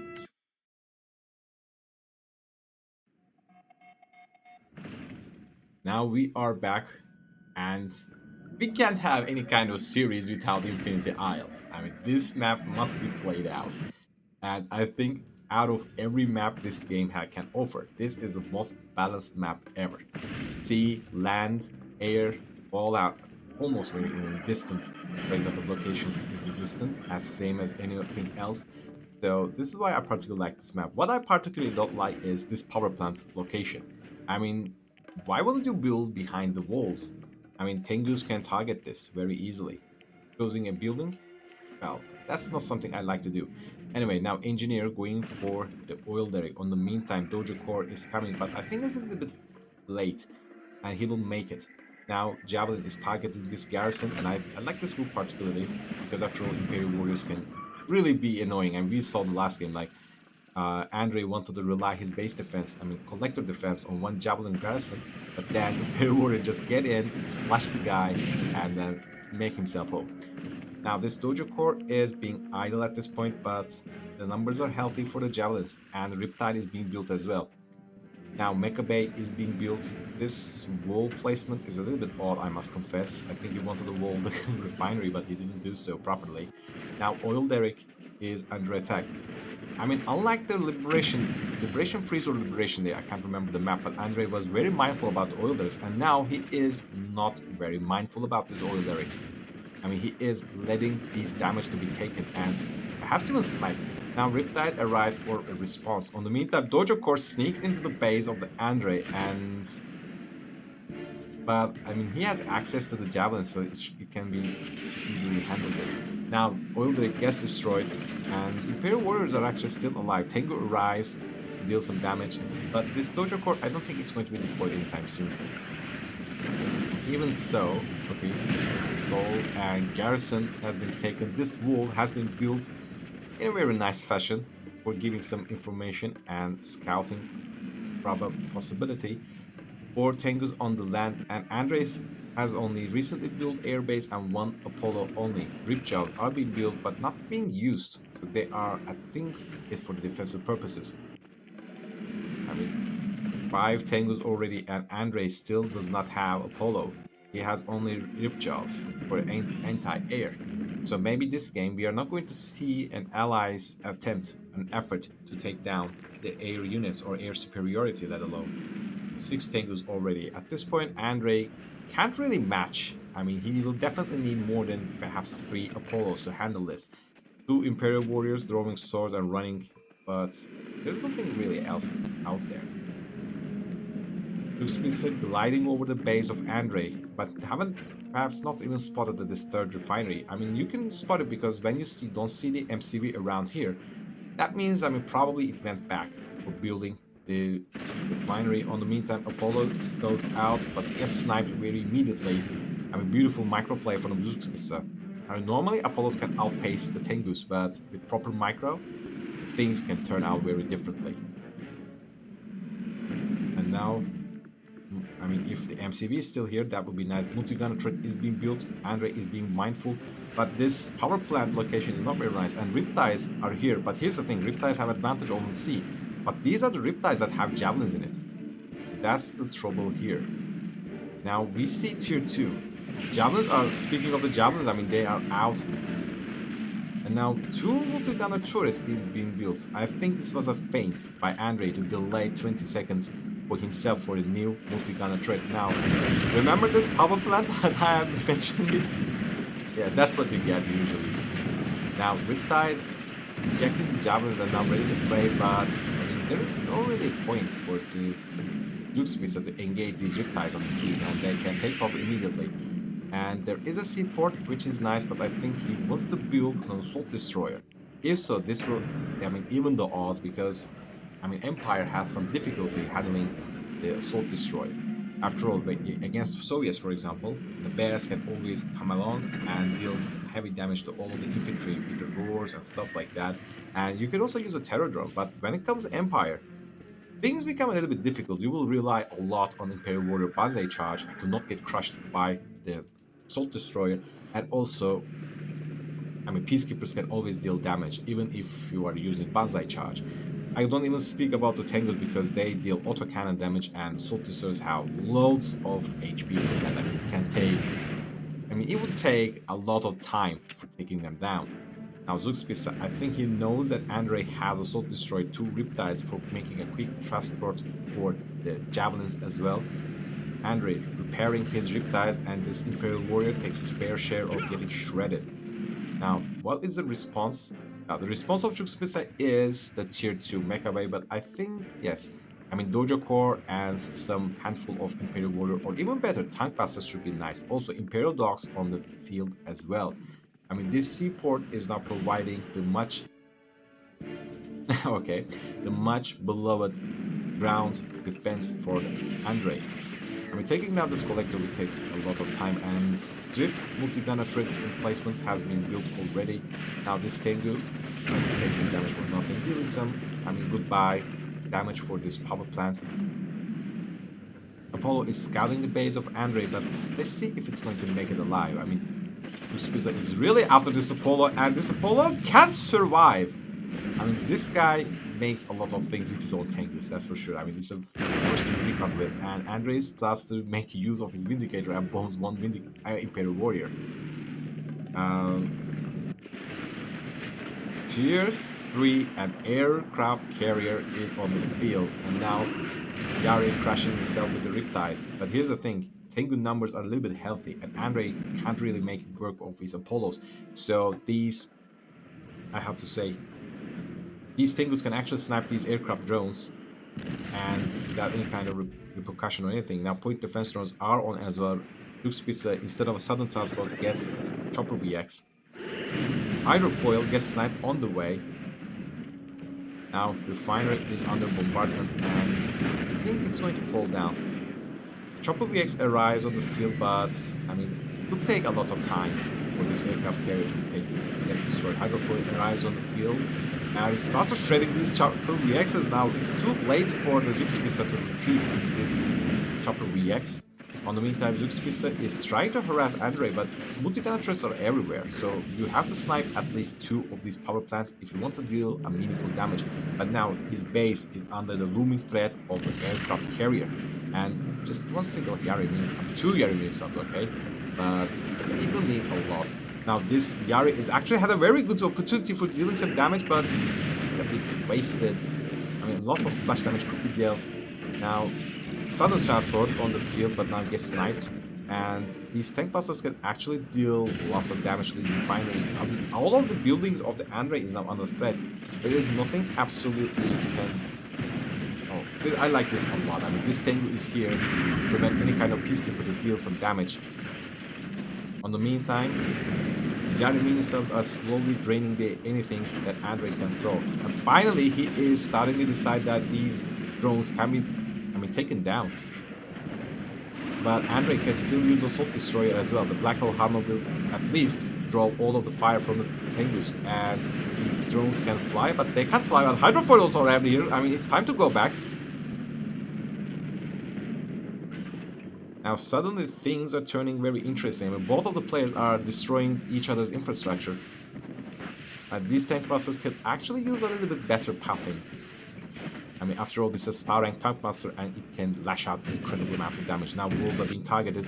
On the meantime, I mean, this Imperial Dogs should be targeted before and shall be targeted. 2 Hydrofoils get sniped. Fortune for Andre not being mindful enough. And once again, I think this tank buster is in the range for dealing damage. But 2 Chopper VXs have arrived, and this is actually very nice for the Assault Destroyer because it can't take longer than this, but there are 2 Assault Destroyers, so that's something else. This Yari mini sub I think should be used better for in case if any kind of Hydrofoil arrives. 2 Peacekeepers are after these tank busters. Where is the Tengu that you left it here? Fine. It seems like Zugspitze wins this one because the naval threat has been addressed properly. Andre could not feed enough hydrofoils, and quite unfortunate for him. I mean, his base was well defended, but he definitely needed some peacekeepers before. I mean, one multi-gunner turret can't handle that much of tank busters, that's for sure. But anyway, let's see for the third game. I mean, this is 2-0. Andre, keep up the pace. Did you really defeat Opshijiao for this? Now we are on Fire Island, and I can easily tell I think Andre can win this one. This is Allies map. Come on, guys. So Andre, being the underdog here, 2 points behind the Zugspitze, and remember, I mean, he won the first time with a clean sweeping. I think it was 3-1 or 3-0. I can't really remember. And Andre didn't. I think he didn't show up on the final games, so it was victorious side for the Zugspitze. But anyway, now we are on Fire Island and very, very, very quick air-based build. Now, we're going to see some chunky plays like maybe a Cryo Rush or maybe some wacky stuff. I mean, I've seen some builds, if I remember the name was Maniac, and the sea makes a cryocopter and sells it off and then makes name seaport, spams lots of riptides and freeze and destroy everything on the path. And that's something I'm forced to recon with. I mean, you can't, it's very almost difficult to fight against something like that. All it takes is scouting, and that will be all.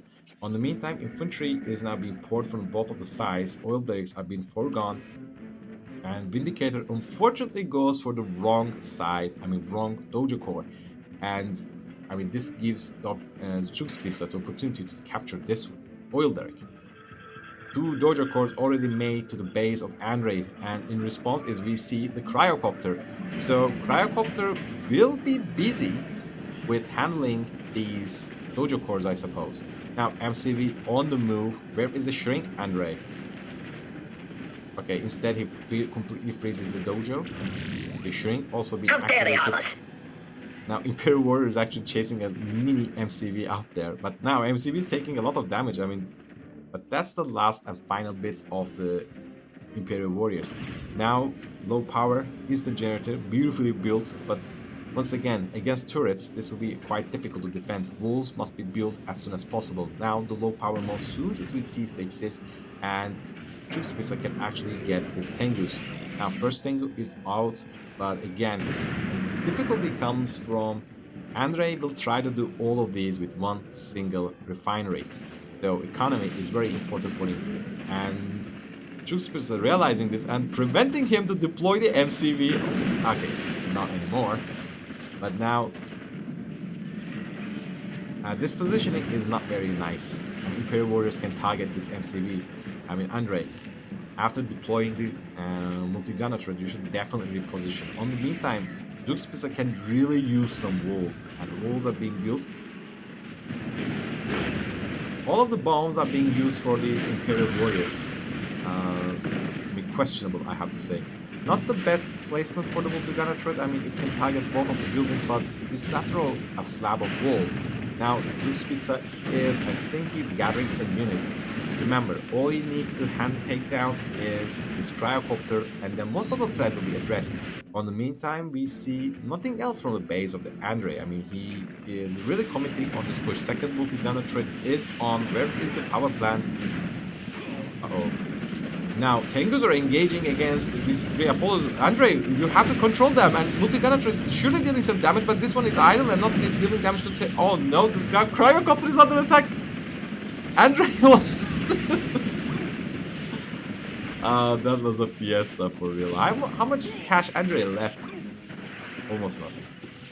Now, Zugspitze is, I think he is in a little bit better condition. This will take a lot of time for Andre to rebuild his air force, but oh la la, now three Tengus are going for the base, and Andre will position MCV, but remember, MCV is very low HP, and it will take a lot of time for Andre to rebuild one single, and walls are being built to prevent Andre to build with MCV, and I think he is going for the crush moves. Exit point, so he doesn't want to see any more Tengus around. Now Tengu is targeting this collector, and if Andre loses his collector, his economy kisses goodbye. I wonder if he has nothing. He has no income. He has no money as well. I don't think you can destroy everything with two multi-gunner turrets. This is going to be terrible. This is beyond terrible. Now MCVs colliding with each other, having some intimacy. But sorry, Zugspitze says, nope, I just won this game and I'm leaving this base. Have your turrets do whatever you wish to. Still, Andre can actually recover at a point by selling the turrets and building a collector, but not after losing Apollo for nothing. I wonder what was Andre after. Oh no, selling the MCV for the stealing. Oh, well, why? I want to ask why. That's the first thing. Why would you play this much of reckless? I mean, if only I'm just 5,000 credits against 1,500. I'm sorry, 15,000. Huge difference. And for what? For just a one push. I mean, multi-gunner turret push. But it didn't pay off, fortunately. I mean, Zugspitze handled this beautifully in a very calm manner. Now, let's see for the fourth game. Andre is 3 points behind. Come on, Andre, we're cheering for you. Do not let us down. Now, Zugspitze boastful with a 3-0, and now we are on industrial strength. Once again, allies have a land advantage over this map because after all, these hills serve perfect walls for any kind of allies MCV if positioned over here. This map asking for a turret push, and we will see if Andre is up to do it again. Now, instead of going for a very quick airbase, now we start with the barracks and garrison clearing with the javelins. And finally, we see power plants are built after the walls, which I like it a lot. Puts them in a safe position, and two power plants can actually run some of the buildings in the base. Now, Zugspitze gets the right oil derrick. The left one seems to be idled by the Andre as well. The Imperial warriors are running for the garrison points, so I think he will eventually get this oil derrick as well. Now, one javelin acting as a security guard of the entrance of the base. Dog goes after, but a little bit late for this dog. I mean, he could, if only he could snipe the engineer, that will give some advantage. But now, Zugspitze is after for taking the second oil derrick. On the meantime, four peacekeepers are menacing the approach in the forward sections of the base. Mecha Bay is being built, not a bad position. I don't think a javelin can snipe it over here, but this is the generator can be sniped over these hills. So it takes only a rip job and some escorting, and we see a cryocopter. Andre, it didn't work out before. Is it going to work out this time? I mean, Mecha Bay is out. Uh-oh. Ah, that's terrible. Now this cryocopter taking a necessary amount of damage. Where is the polo? Now, a dancing happening, but this cryocopter is going to survive. We're going to see if it's going to make it down. In the last split second, cryocopter dies, and Andre is just. How did I miss that up? I mean, polo is now being pulled back. Out. It's like I lose my cryocopter. Hell to this game. I'm out. Screw this. Go for the next. It takes just for one cryocopter, and that will be all. A bit anticlimactic victory, I have to say, for the Zugspitze. I cannot believe this. And Andre is now 4, 4-0. Anyway, there is always a room to recover, and now we are on the epicenter island in a map that Andre would have so much time to clean out all of these garrisons with the javelins if he wants to. And I mean, garrisons are very nice for the allies, but it mostly serves well for the Soviets because they can fill it very cheaply with conscripts, so you can get a site. And for Imperial warriors because they can use for defensive and offensive measures. Now, Andre, please go for a little bit more balanced build. Don't go very reckless. And also, what is there a line for MCV? I don't think so. This wall will be imperfect at a point. Now, two dojo cores are approaching to the very close to the base of Andre, and oil derricks are very close to each player, so both players respectively take their oil derricks. And amount of javelins rising, so I think we see a rip job, but when you're going to use the rip job for defensive measures, it's not going to pay off well. Now taking the fair share of the damage, dojo cores go back. Not a swarm of infantry, unlike the previous games. I mean, normally, maybe we will see a loss of infantry coming around. Not going to happen this time, I suppose. So imagine you live in a city and two hospitals are very close to each other, like in a walking distance. Like you live in here and you say, I mean, screw it, I go here. If there's a line, I'll go here. Now burst drone, I think, was here and get sniped with the javelins. It seems like we're going to see Ripjaw action, but please, this time, let it be aggressive. Because in defensive way, I mean, it doesn't pay off. I mean, I believe Dutch Army uses them much more better when it comes to micromanaging them and dealing maximum damage with the javelins inside the Ripjaw. MCV packs up and destroys his own walls on the meantime. Now Tengus are gliding all over the base of Andre. Now airbase is being built and one Vindicator accompanied with one Apollo. Finally, we will not see a tier 2 rush, but oh, this is going to be once again a turret push, I suppose. I mean, Andre is really interested in winning the game with the turret push, or he wants to finish it once and for all very quickly, but it doesn't pay off. I mean, once you know how to counter it, you will always counter it. Now, some dogfighting happen. Oh, no, no, no, no. Collector is now under threat. I mean, you didn't... Now, this collector is on half HP. Two collectors are offline, actually. I don't think Andre is mining right now, and he has on the oil derrick. He can build one multi-gunner turret, but I don't think that's actually a very nice wall formation, like preventing Andre entrance. So the furthest location he can build the multi-gunner turret, I think it should be around here, and that can only target this oil refinery. And more walls is being built, the further he has to place. And now one wall over here should be very nice, or over here, once again, it will be very nice. Now, all it takes for now for Zugspitze to make more and more walls. So this will prevent Andre to build his multi-gun turret. But this section is now, if Andre can reach it, that would be very nice for him to build it. Or even worse, here should be nice. Now very close to the MCV of Zugspitze. And these two Imperial Warriors are taking some free damage over here. Remember, there is no... Uh-oh.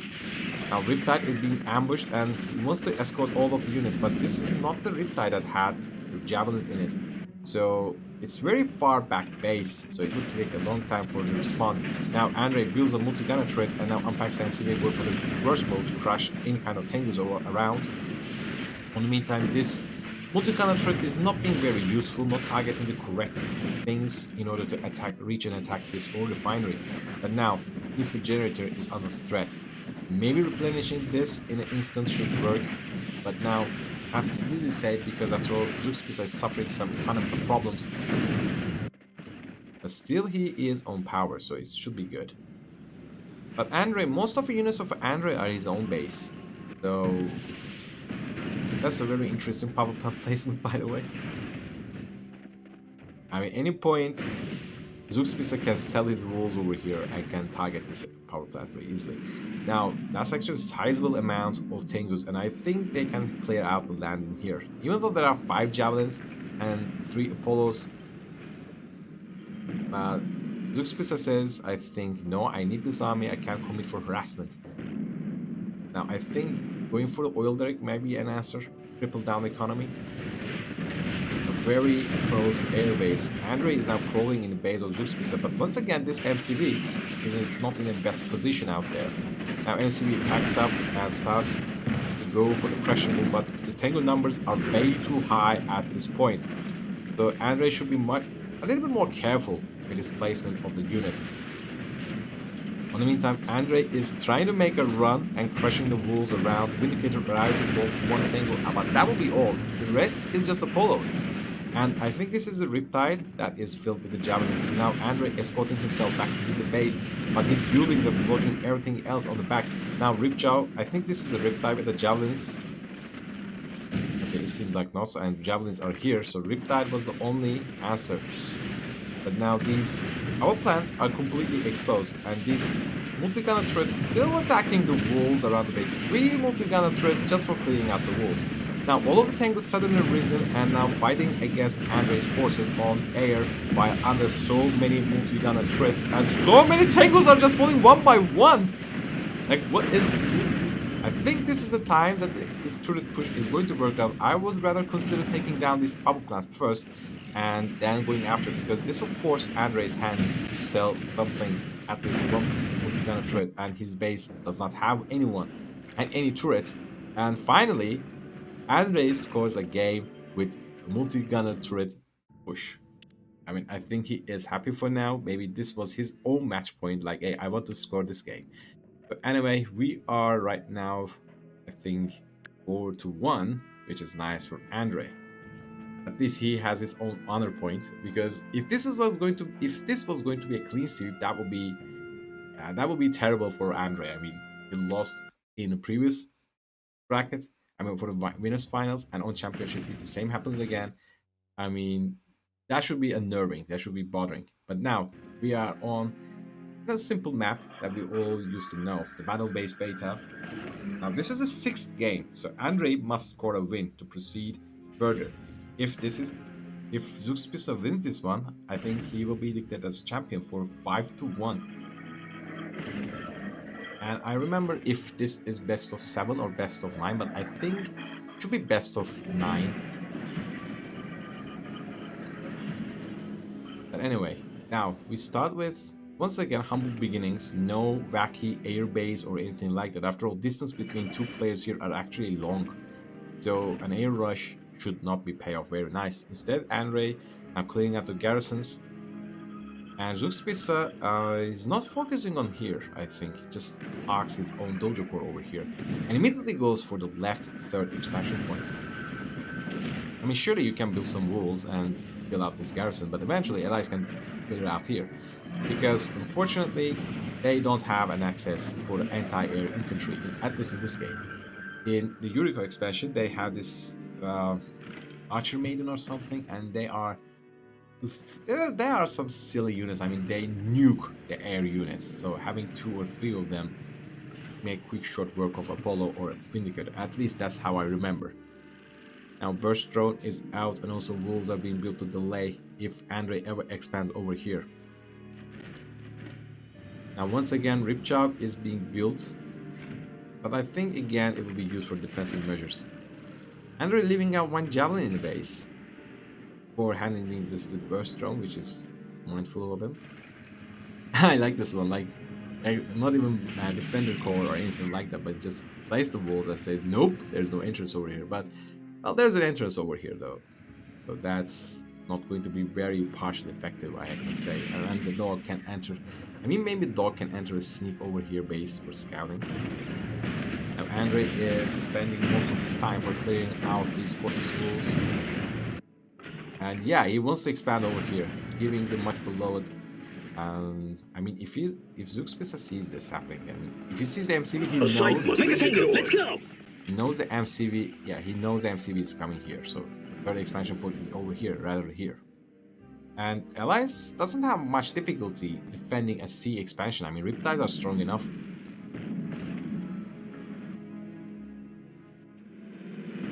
Now, maybe some infantry over here would be nice, but I mean, this is a very further dojo.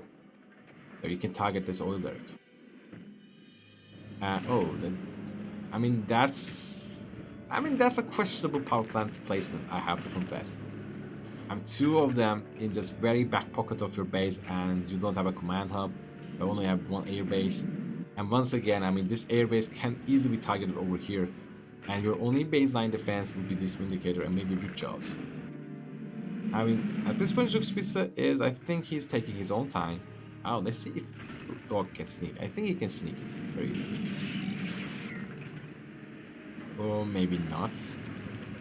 I'm unsure. If that's the point, he wants to have the dog move to there. A nice denying move from Andre. I mean, after losing the oil derrick, he just denies it to prevent Zugspitze to benefit from it. And in the meantime, Ripjaw is targeting and cleaning the garrisons. This is giving so much time for the Zugspitze to build and mass his Tengus. And this is Empire. Picking off, amassing the units now.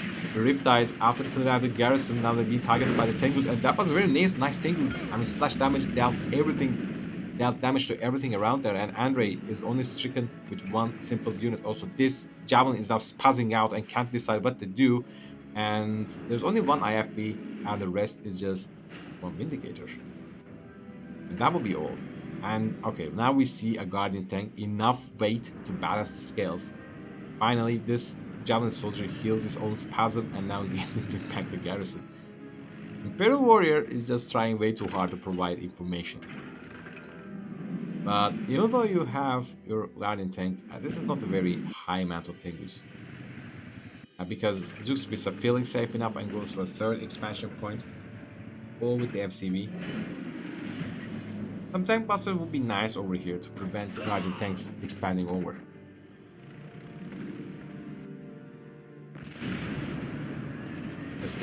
This Imperial Warrior can actually make use of it, but if reacted earlier, maybe he could run over there. Now the scout of Andre gets taken out, and not so heavy numbers of Tengus. But it's actually nice because this armor facility provided drones for the prospector, so it will take longer for Tengus to take it down. And some infantry is being built. At this point, Andre can consider going for barracks. Some peacekeepers should be a very nice addition to this army. I mean, IFVs are nice because after all, any point the Zugspitze can go for tier 2, but instead of going for the chopper VXs, we see tsunami tanks. Now, infantry is being divided, I guess. One goes for the downhill ramp, the other one is going for drawing the sword and running for. We see the tier 3 on the meantime. I mean, these high tech units are strong enough as it's crushed.